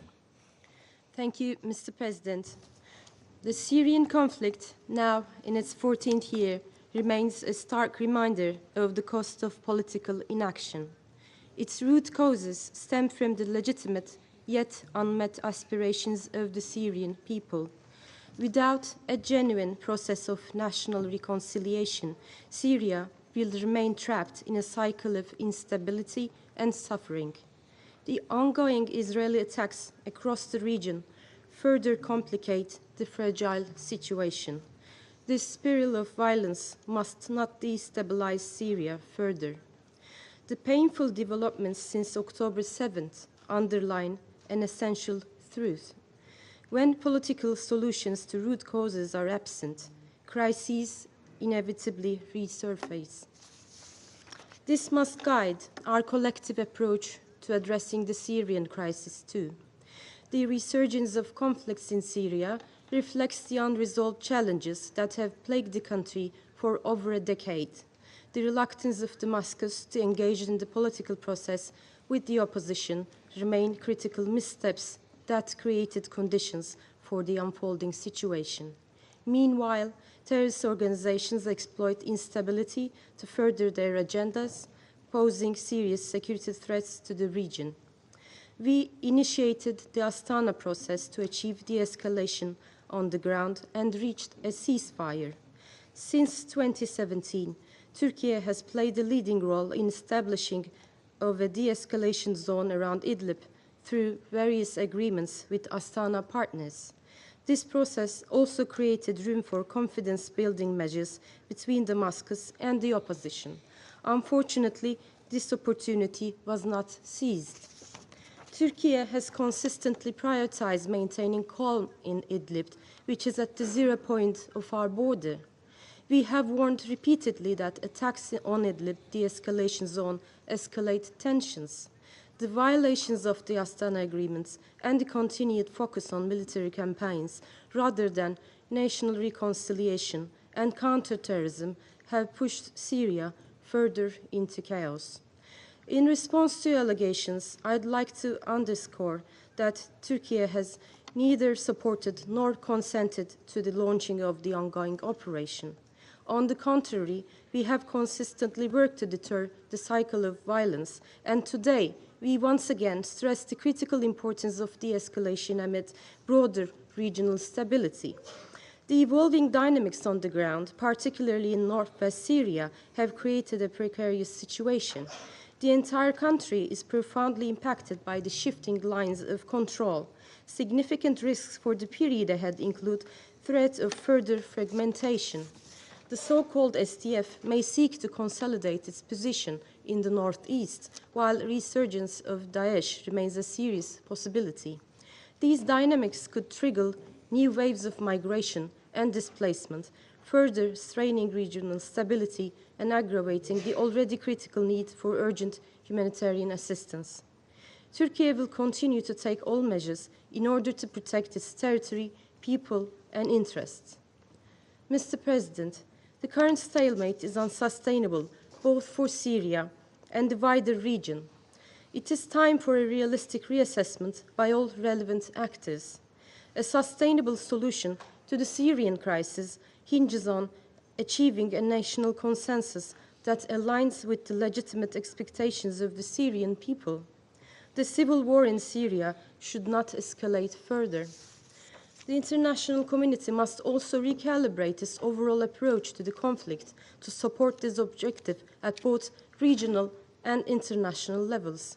This demands that all stakeholders critically review their positions and, where necessary, make paradigm shifts to contribute to lasting peace and stability. It is imperative to actively engage in mutually reinforcing efforts across political, security, and humanitarian domains. In this respect, Syrian-led and Syrian-owned political process under UN facilitation must be revived. The mistake of subcontracting the fight against Daesh to another terrorist organization, namely the so-called Syrian Democratic Forces, must end.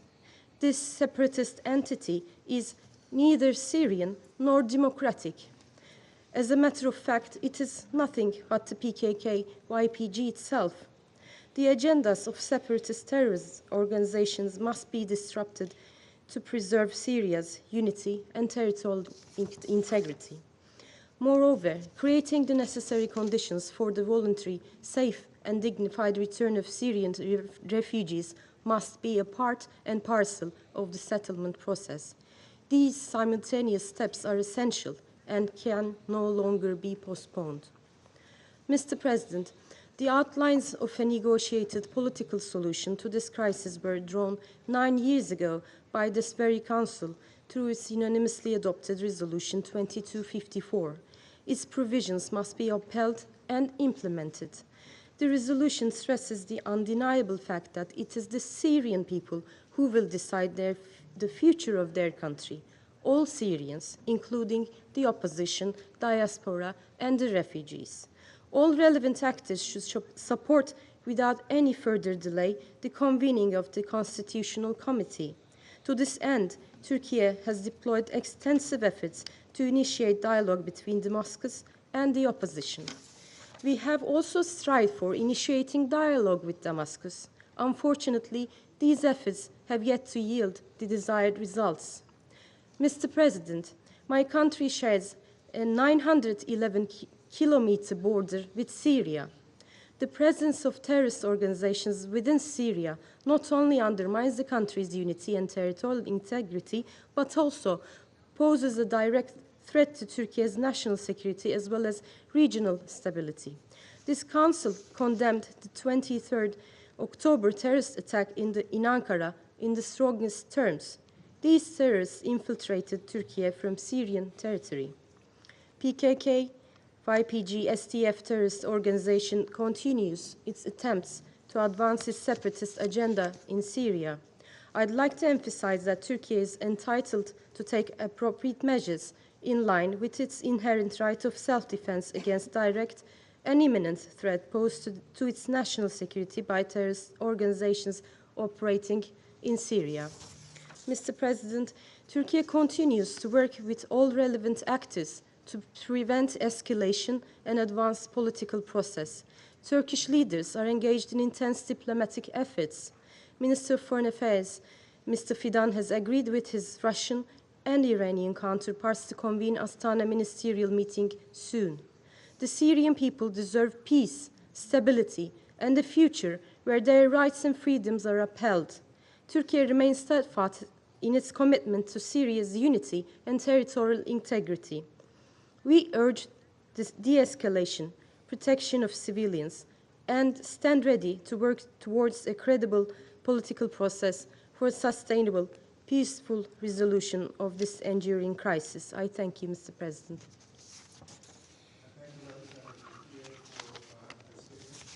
I now give the floor to the representative of the Islamic Republic of Iran. Thank you. In the name of God, the compassionate, the merciful, we thank the Syrian Arab Republic, the Algeria, Mozambique, Sierra Leone, and Guyana for requesting this urgent meeting, as well as China and Russia for ensuring this critical issue receives the Council's attention. We also thank Special Envoy Mr. Pederson for his briefing. Mr. President, the Islamic Republic of Iran expressed deep concern over the escalating situation in Syria. Recent development, particularly the coordinated terrorist operation by Hayat Tahrir al-Sham, a designated branch of al-Qaeda, also known as Jabhat al-Nusra, have gravely threatened Syrian sovereignty and stability. As stated in the letter dated 1st December from the permanent representative of Syria, this terrorist organization has orchestrated large-scale coordinated attack on Aleppo and Idlib governorates, resulting in devastating consequences for the region and its people. During the terrorist attack on Aleppo, the Iranian consulate premises was deliberately targeted by terrorist group. Attacks on diplomatic and consulate premises is a flagrant violation of international law and is strictly prohibited under any circumstances.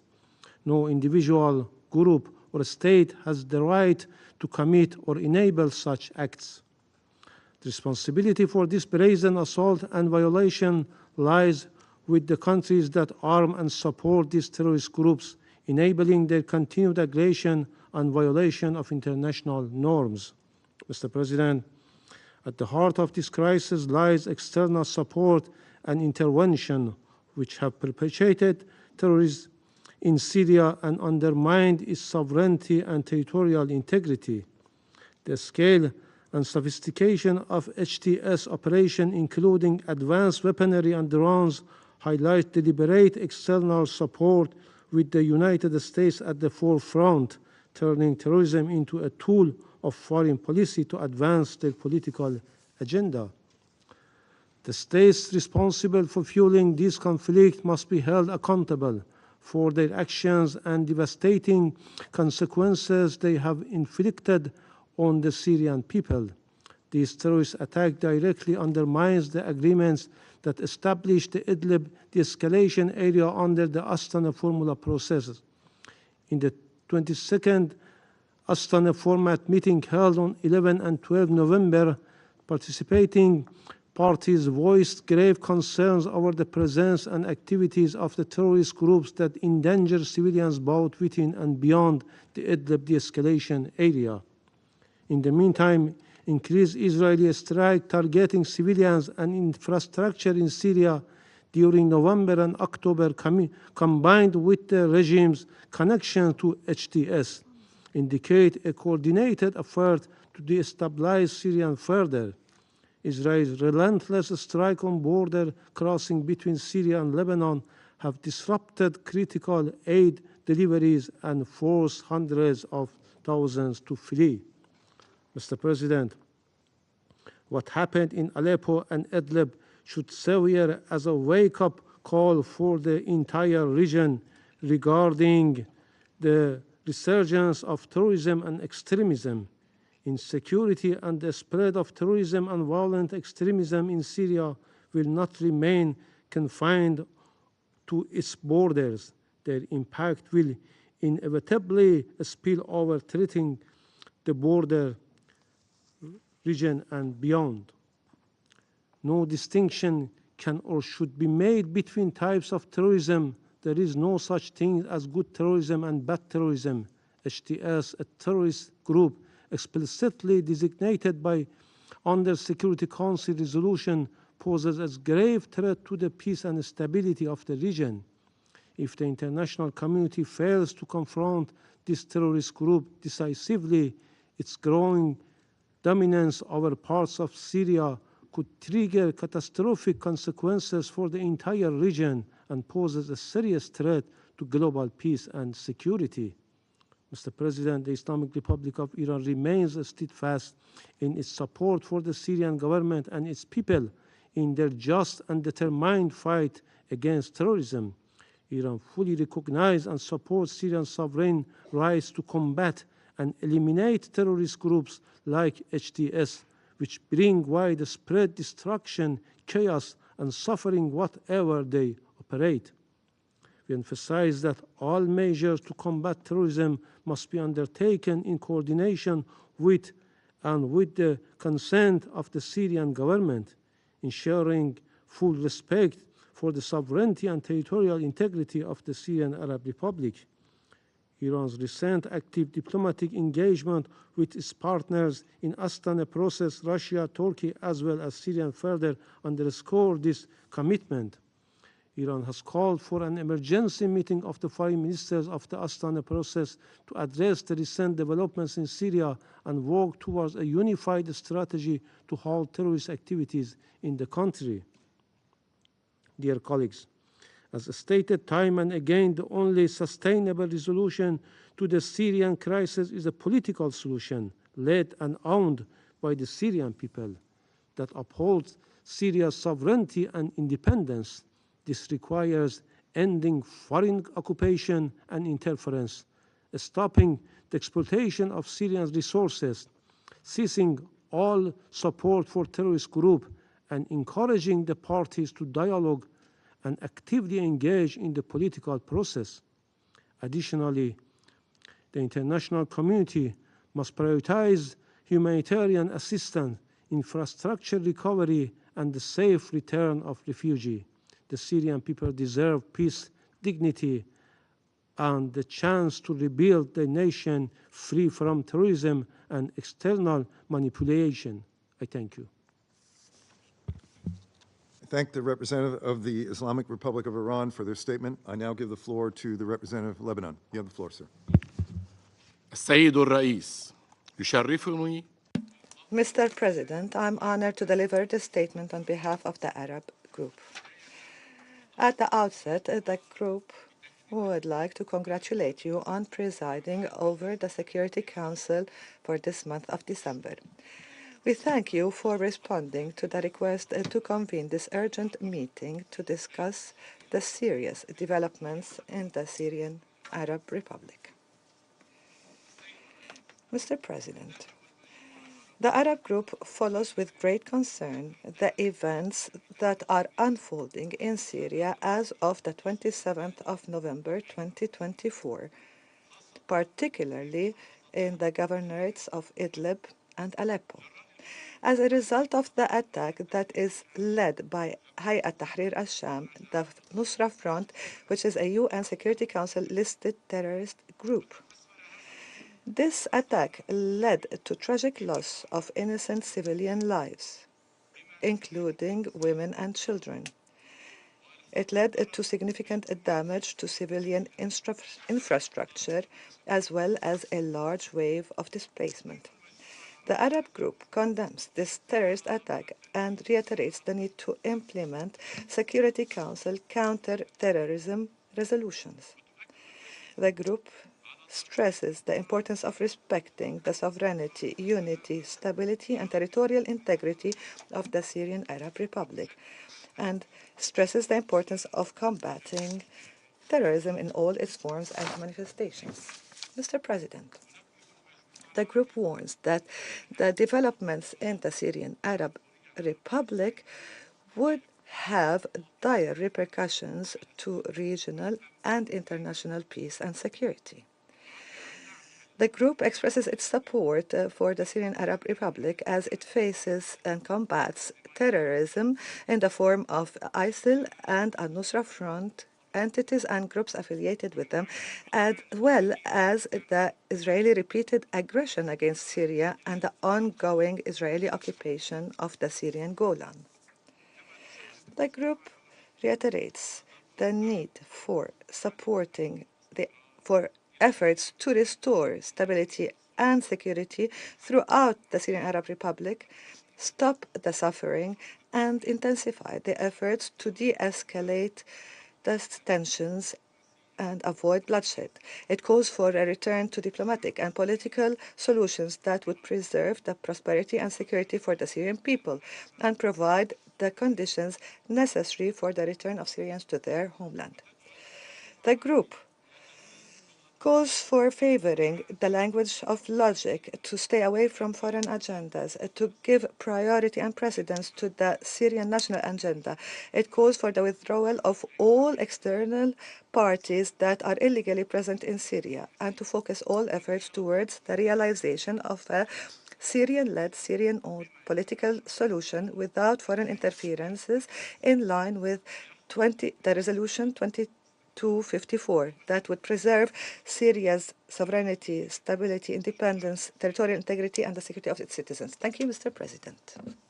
Thank the representative of Lebanon for their statement. The representative of the Russian Federation has asked for the floor to make a further statement. I give them the floor. Mr. President, your statement today has become a glaring confirmation of the dual, or rather the unsavory policy, U.S. foreign policy of the outgoing administration. You were unable to summon the courage to condemn a clear terrorist attack undertaken against peaceful civilians in peaceful Syrian cities who were laboriously seeking to establish peaceful life. despite the hundreds of illegal unilateral sanctions imposed by your country.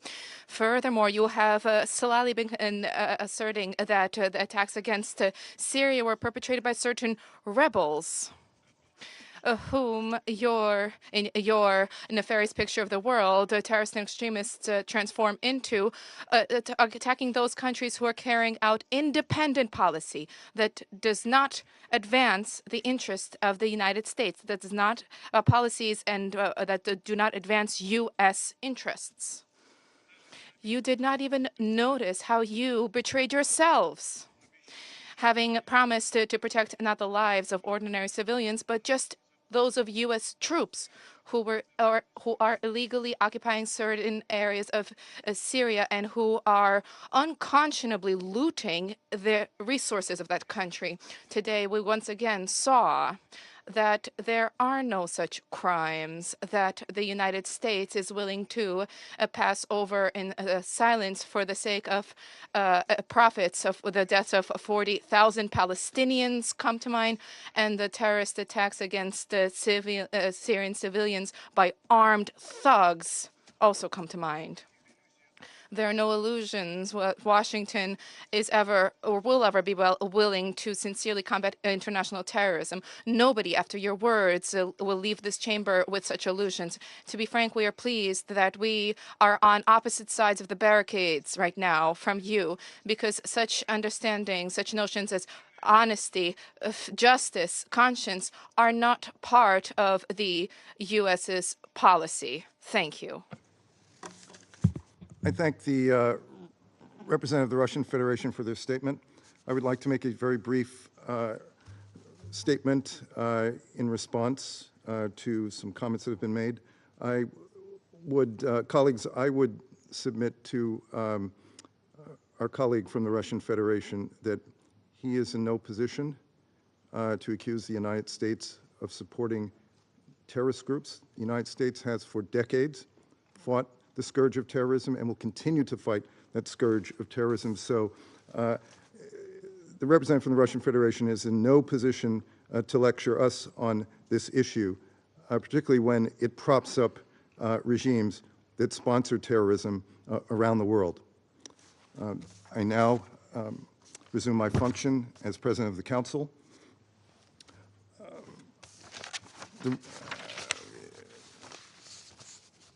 Mr. Raed al-Saleh has made a request to take the floor to respond to some comments and questions. You have the floor, sir.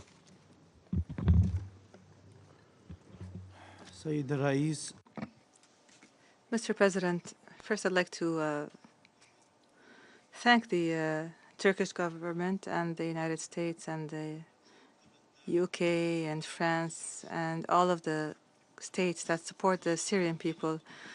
The representative of the barrel bombs regime continues to mislead the world. I will not respond to his allegations because, frankly, they lack credibility. But I advise you and I say to you that the Syrian people deserve to be represented by someone at this table, because the representatives of the chemical regime don't deserve the Security Council. They deserve the courtrooms of the ICJ, of the ICC, to be tried for the crimes against the Syrian people over the past 14 years. The United Nations organization owns over 1 million pieces of evidence of these violations perpetrated over the past 14 years. As the director of the White Helmets of the Syrian National Defense Force, Civil Defense Forces, I tell you that the Syrian Civil Defense is a neutral organization that is independent, that is transparent. It serves all parts of the Syrian people with no discrimination, regardless of their ethnicity or their religion. And finally, I advise the international community and all states, and especially the Arab countries, to listen to the Syrian people, to stand by the Syrian people, so that they can achieve their aspirations, so they can build the Syria of civilization. Syria is a 7,000-year-old civilization the Syrian regime has turned Syria into a corridor for militias, terrorist militias. It had turned Syria into a country that manufactures and sells Captagon to the rest of the world. I thank you. I thank Mr. al-Saleh for the clarifications he's provided.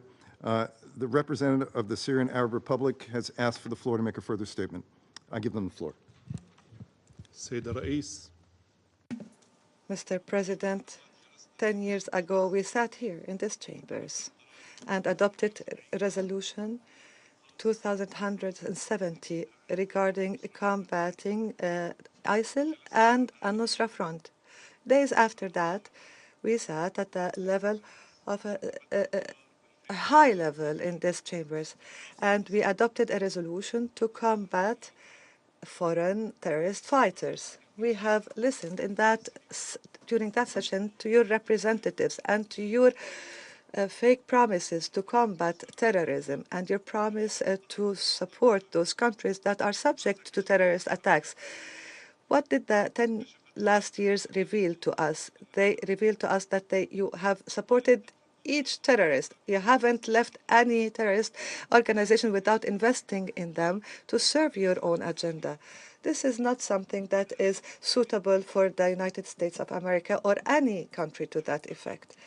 We are aware that you prefer Israel's interest over the interest of the peoples of our region. You attacked UNRWA, and you covered up for the killing of 249 UNRWA personnel and tried to undermine the agency just to serve Israel's interests.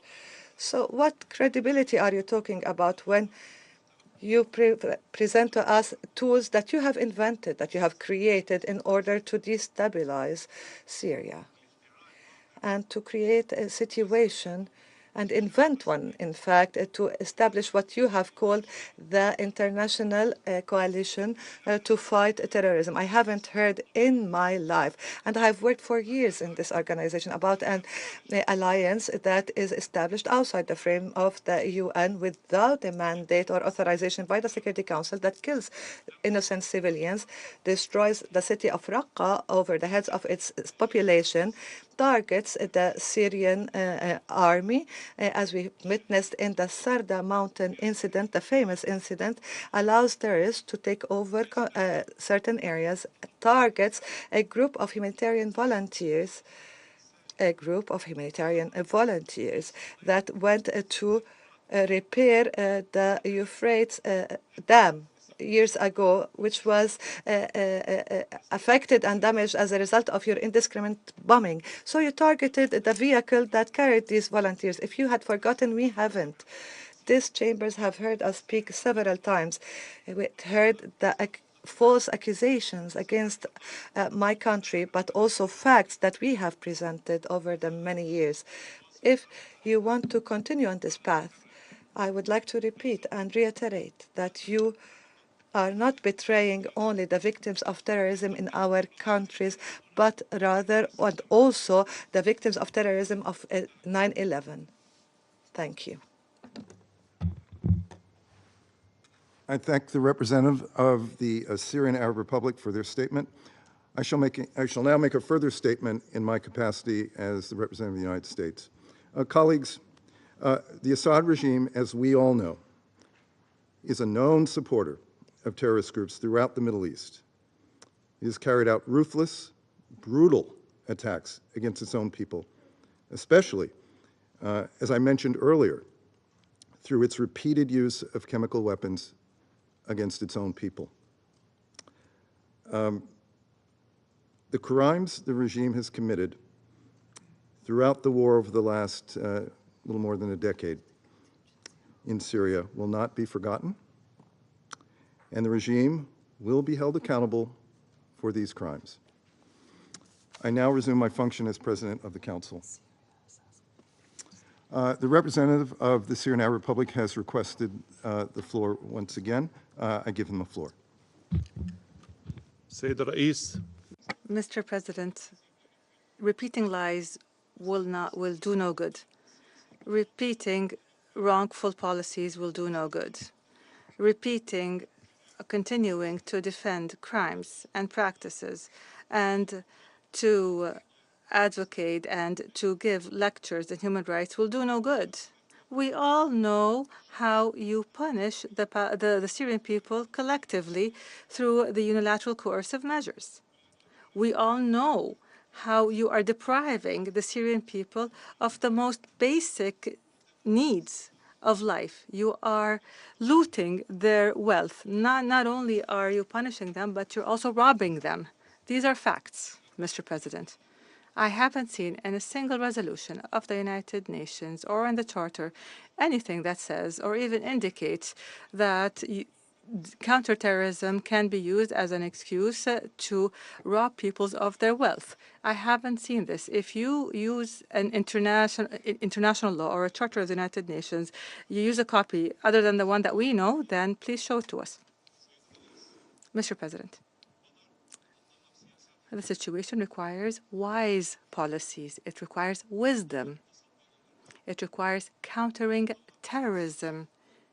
The situation requires not placing millions of Syrians under the control of terrorist organizations. We need to guarantee the security and stability of the region. This terrorist threat is not in the interest of anyone. We have seen how you have behaved in Afghanistan. You fought for 20 years. You killed, you stole, you destroyed. Then you left the country. The women and the girls are still deprived of education and of their most basic rights. You must learn from the lessons of the past. You must follow sound policies, and you must stay away from destructive policies. End of statement. I thank the representative of the Syrian Arab Republic for his statement. I understand the representative of the Russian Federation would like to take the floor. I give them the floor.